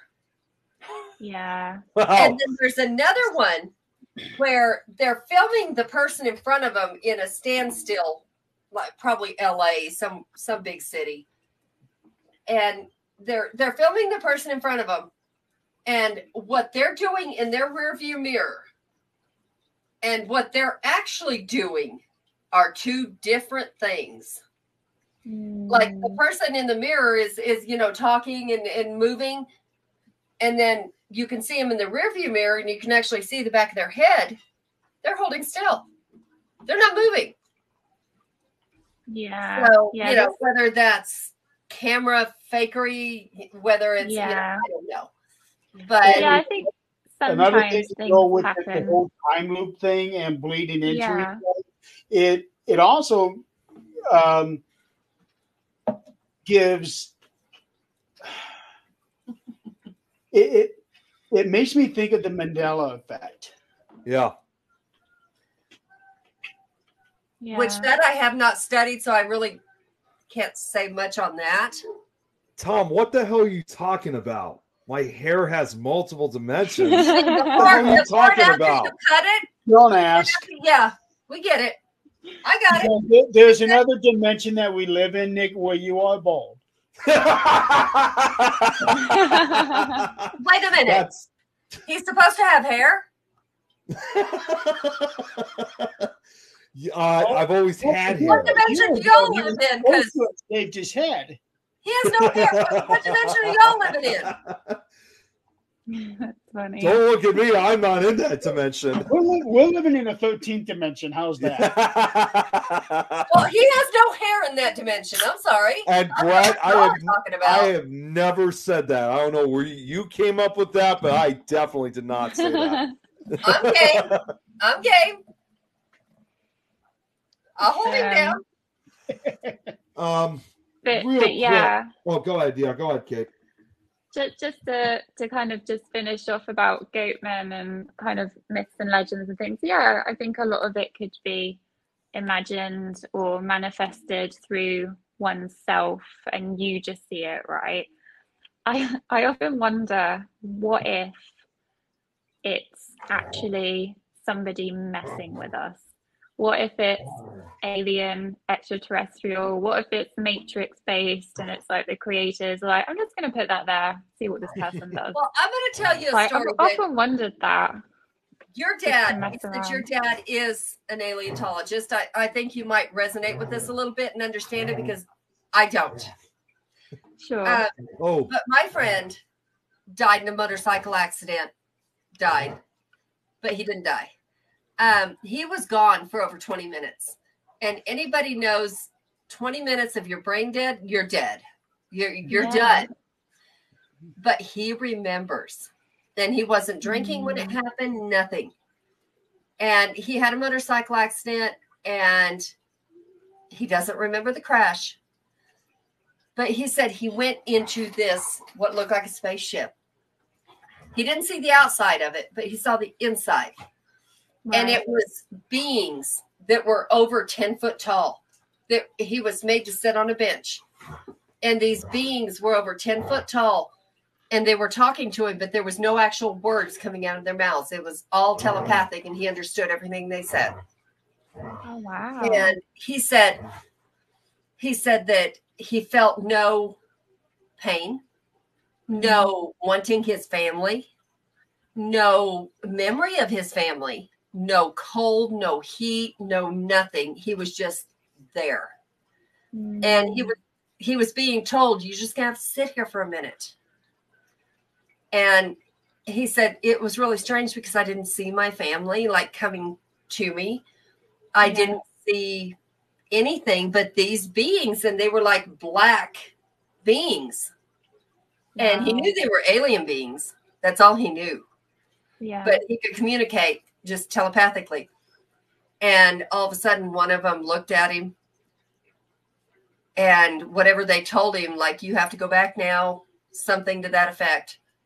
And he was back in his body and felt the pain. But he said while he was in that state, there was no pain. There was no, I miss my family. There was no, I want to go back to my kids. None of that existed. That a lot of that has come out with people who said they've been abducted. It's almost like it's like a beehive, right? With the bees. They are the queen bee. So they are controlling everything to an extent of what's going on. And they are playing God. Can I go back? Or is it time for them to not send me back to maybe reincarnation or do something different? You just don't know. But there's a lot of accounts where abductions and they say very, very similar things. That's very interesting. Yeah, I've never heard a story like that before, ever. And when I heard that story, I was like, and then even after that, like I worked at a gas station before I moved here, and he would come visit me and he'd say, do you really want to mess with these ghosts that you're messing with? I'm like, what? He said, this is not something you want to fuck with. And I said, what are you talking about? And he says, look around. What do you see? And I said, the gas pumps? You? He said, but are we really here? Are those gas pumps really here? And he would just say some off the wall stuff. And he was not on drugs. So I'm like, what's wrong with you right now? And he's like, is that after his accident? So he kind of had insight. Yes. Right.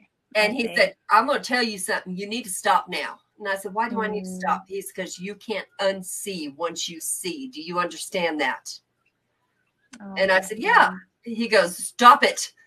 You can't handle seeing. No. I'm like, of course I didn't stop, but that has always stuck with me, him saying that. Yeah, of course. I mean, that's terrifying. Yeah. But sorry, Nick, you were going to say. No, I was just going to say Robert had just said his sister just called. Okay, how close is she, Robert? While we're waiting for that, I'm just trying to get through the rest. Oh, geez, Jan. The Mothman has legends all over. Don't even get me started. Yeah, he does. That's very true. Slenderman started off as a fictional online story, and so many people believe in that. There are reports of people seeing him.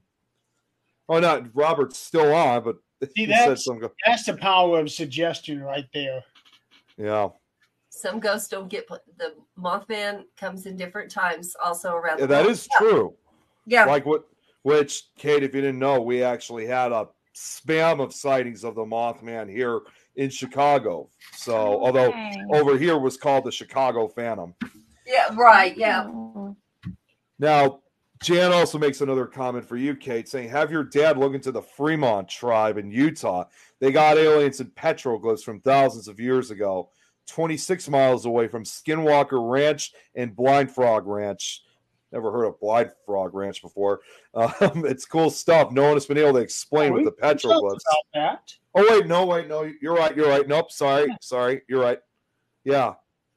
The Fremont tribe in Utah. They got aliens and petroglyphs. Okay. I'd definitely love to. I'll Google that later and see if I recognize any pictures. The name doesn't ring a bell, but yes, I would definitely talk to Dad about that. He'll definitely know. Definitely. I have actually never heard the term aleontologist before. I've heard of ufologists. I've never heard of aleontologists before. Yeah, I've never heard that before. So. Yeah, I don't know if it's official, but it's the name that gets thrown around quite often for just knowing a lot about aliens. I don't know if it's actually in the dictionary, to be fair. It's still a good. I wonder term. if that's more of a UK thing than it is in the US.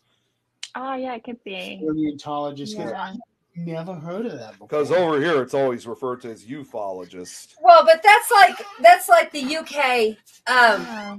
From what I understand, correct me if I'm wrong, they actually have schools for telepathy, for mediumship, for things like that. They take that seriously, and they actually weed the people out that are wanting to be fake.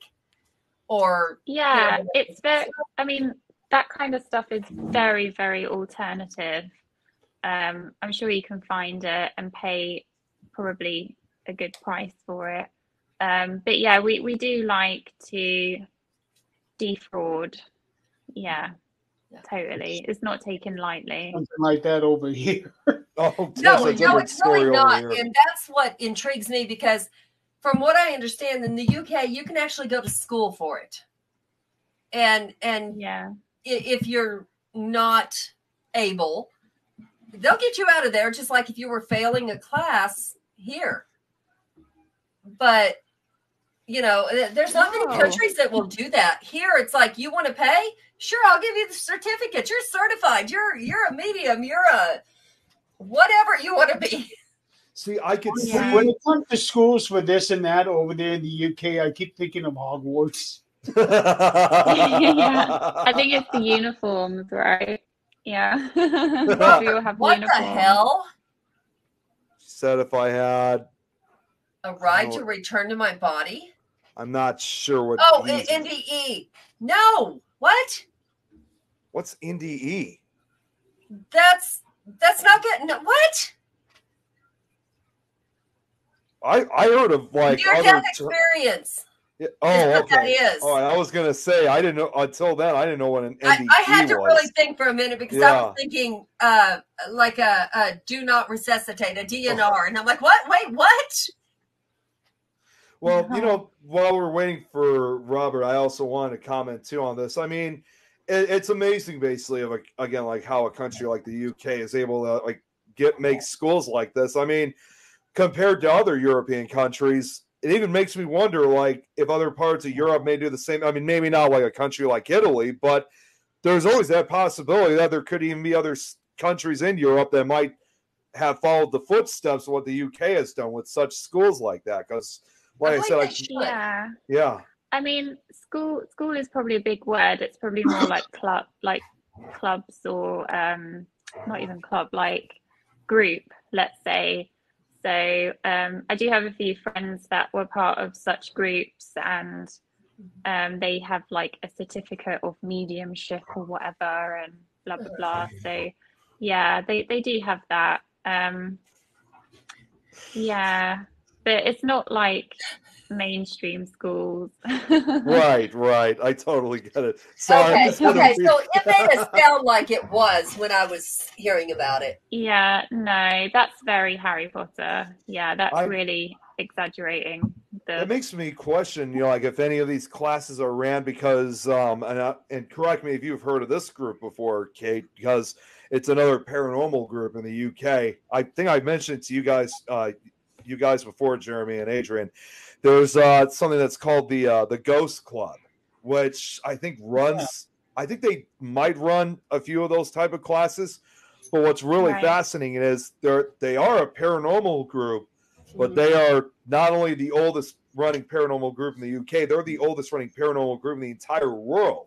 They have been in operation. Wow. They have been in operation. That's going to sound hard to believe since 1862, although the origins of it go back to 1855 at the very least. And they're Yeah. still Wow. running to this very day. So I wouldn't be surprised if they might have some kind of involvement with some of those classes.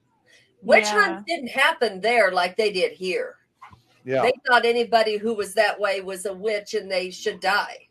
Well, and I've done research on it. And when they first started in the 1860s, the Ghost Club basically was just kind of more of like, a certain like college, almost like professor style group. Men and women were allowed to be both in this group. Not very much of a huge element to them at that time. So I think it's safe to say that paranormal investigators and groups of the last 50 to 100 years going down to us, I think it's pretty much safe to say that we're kind of like direct descendants of these original investigators, because even though there were others that predated them too, like in the spiritualist movement, this was the first real group that really started. Right. I would say it would, with the investigations and the whole paranormal side, it was really Queen Victoria with her seances for her Right. husband Yeah. that it became okay to do that, because before that it was very risky, like with you guys, with going against religion, and it never ended well. So yeah, I guess we have Queen Victoria to thank for that, for delving into the supernatural and trying to communicate with her husband, bless her. Because when they started, they were also kind of a secretive group. So Yeah, makes sense. they did not really go out. They did not go out very publicly with a lot of what they did. Like only certain individuals were allowed to know about this. At that time, they'd have probably been burned at the stakes. Probably would, but yeah, they basically had to. They really at that time they had to be really strict. Only certain people could know about this group. And of course, even more strictly, only certain individuals were allowed to be part of this group. So they were trying to make a change. You might be able to tell me who was it? There was a White House early when the White House was built. There was a president. His wife ended up doing seances, hiring people to do seances in the back of the White House there, because her child died. And she swore that Mary Todd Lincoln. Thank you. Mary Todd Lincoln, okay. She wanted to connect with her child so bad that she hired just anybody who would come and do a seance to connect with her child. And she reportedly did. It was around the same time when the Ghost Club formed, the 1860s. No, wait, no, that was a little bit earlier. I think that was the 1850s. Okay. You have to be the Lincolns so were in there in the careful. 1860s. What's that? The Lincolns were in there in the 1860s. Yeah, they were. Abraham got elected in 1860. Kate, what were you trying to say? No, I was just saying you had to be so careful as well, because it wasn't only it ending badly. Like one of the things that would happen is people would just think you're insane if you say you're hearing voices and you're contacting the dead. And mental asylums, as you know, were absolutely horrendous. So you'd never come out again. You make a good point. It's funny because I was going to bring up something similar to that, which is like, it's like, even if you weren't faced with the threat of execution, it was still frowned upon by everybody else. Yeah. So totally. I could definitely see where you're coming from what you just said. Okay, we're possessed for a minute. We're going to pretend I'm possessed for a minute. Thank you, Brad. That was Mary Lincoln that did that. What? Yeah. Okay. Possession over. Real quick, I actually did want to go back to a comment since we're talking about, like, the history and stuff. It was actually Lauren had messaged me. She this was by her request. It was oh yeah, here it is. This was when she was saying about when she lived in Bermuda. She wanted us to explain a little bit more about this because I didn't think I was able to keep it up for very long. Back to the U.S. Lauren, I'm just going to give you my opinion. That's all it is. It's an opinion. Somebody was trying to connect with you that lived around you. And when you left, they gave up.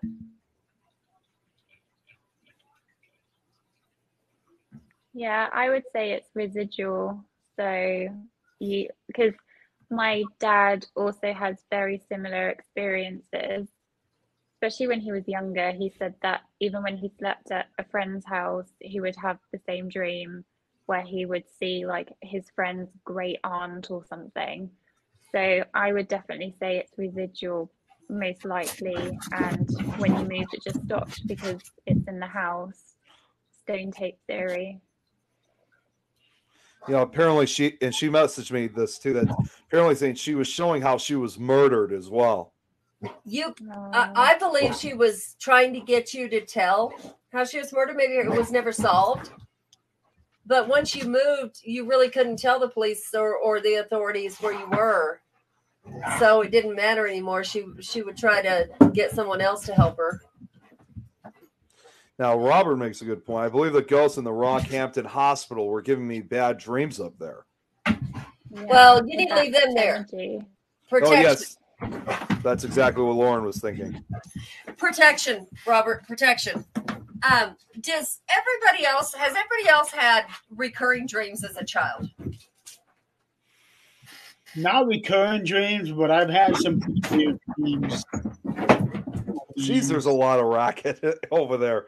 My dogs were chasing each other like a bunch of fucking heathens. Ghost. Go. I don't know if anybody has noticed this because we've all been so engrossed in conversation, but we've been on for 2 hours and 15 minutes now. No, actually, I had not. Yeah. Amazing how fast time goes. I might have to go soon because and my she head. only wanted to go for 90 minutes tonight. It's fine. It's fine. It's been an absolute pleasure. It's just I think my headphones are gonna die in like 2 minutes, so I'm just trying to quickly charge them. And my phone as well. Yeah, just battery. We do need to get off here. We do. Robert, please make sure you message me. And yes, if you have an NDE, find your body, or I will haunt you. Even though you're the one that I will haunt you. Not have made any presence here known here in Brisbane. All right, Robert, you rest because you're the one going into surgery. But yeah, we wish you all let the me know best. as soon as you can. Yeah, well, it's been a pleasure. Thank you. This was definitely a great show. Yeah, Kate, thanks so much for coming on. Absolutely, I love the insight. Thank you. Thank you so much. It's been amazing. I didn't even notice the time. Time flew. Thank you. I was looking at what time? Oh. We're definitely going to have you back another time so that you can be able to experience the Eileen saying Illinois. Come on. It would be an absolute pleasure. I'd love to come back on whenever you guys want. Really appreciate it. Thank you so much. And Kate, at some point too, because I remember you messaged me, we got to meet up one of these days for doing an investigation or something. Since you're only an hour away from me, so it'd be awesome to meet up at some point. Kate, Lauren says you're absolutely beautiful. Wait. Oh, thank you. So were you, Lauren, in your picture. Lauren is amazing. She is definitely part of the family. She is Nick's adopted mama. Yes, she is. Oh, yes, okay. She always calls me her adopted son. That's true. Yeah, that's so nice. She is also a very talented artist. Oh my God. She'll probably she might make something like, because she does like this art with like people's profile pictures. So you might eventually get like a an artist rendering of like your profile picture or something. She just does an amazing job. She lives in although for her, she lives out in Virginia, so she's not local for us. Right. But she's still amazing regardless. Yeah. All right. So, Jan, I've got your baby down here at my feet holding me down. So, yeah. I have her dog. She doesn't leave my side. That's how close they are. They change dogs. They change children. We do. Our children can call either one of us and get the same damn answer. Yeah. When Nick and I were there with Scott, one of Jan's sons was staying with Adrian. That's right. The baby, the youngest. Is he still there, by the way, or has he already left? No, he went home. Okay. He went home. All I got is the dog. Okay, so next week we don't. I am working on a guest, but don't know if we will have a guest next week. So it might be an open mic night. Don't know yet. Hey, we like those. I don't have to watch my news that way. Yeah, so maybe if we can sweet talk, maybe we can just get Kate back on next week. I'm free. Let's do it. Okay. Let's do it. I think it's probably safe to is Kate. I think it's probably safe to say, Kate, welcome to the family. Thank you. So we'll do that. I think that actually be the first time we've done back-to-back weeks with the same guests, isn't it? No, actually, it's the first in a long time, because we did that with Tom a few months back. Did we? We Tom, did. Tom's Tom. That's we don't You count got a point. Yeah, that's right. We did do that with Tom. Oh, Brad, run! Brad, kiss my ass. Brad, hey, by the time you get to saying run, it's already too late. Yep. Yeah. Yeah, Brad, I'm working on my. What's that? It's just a Wiccan calendar. Oh, okay. But it's going to be the spell I put on him where he's going to sleep until spring. One last question for you, Kate. You are a big Stephen King fan, right? I am, even though his books are slightly disturbing. I do really admire his writing. Yeah. I wonder what happened to him in life. I really do. Yeah. The reason I'm asking is because sometime next month I'm planning on doing a Stephen King special on the 13th dimension, and I want to try to get a few people on, and we just simply talk about his life's work. I'll send you. Yeah, if you're going to do that, I'll send you the pictures of his suite there in the hotel.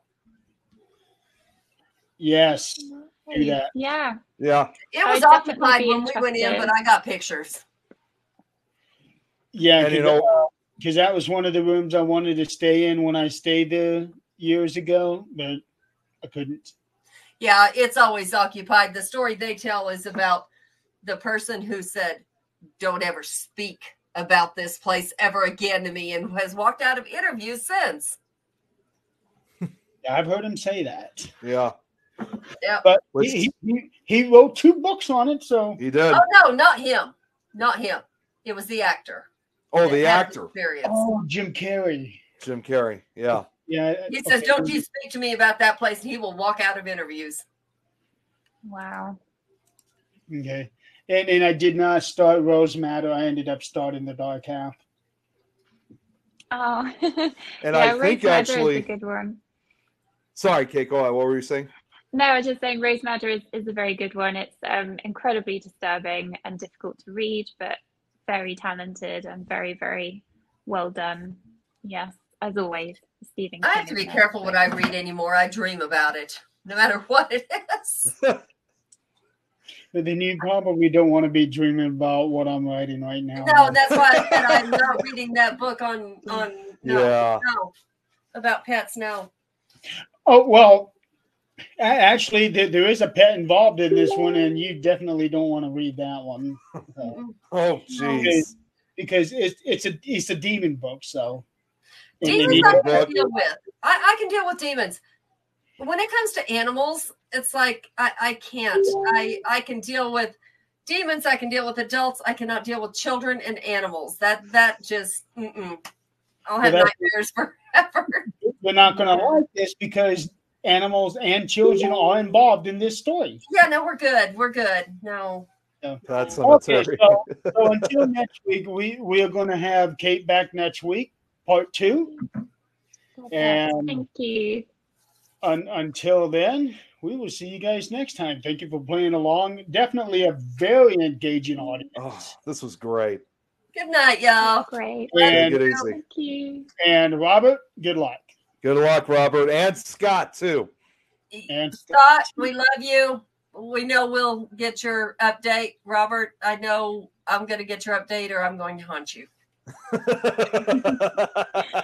Bye, everyone. Thank you. Bye. Good night, everyone.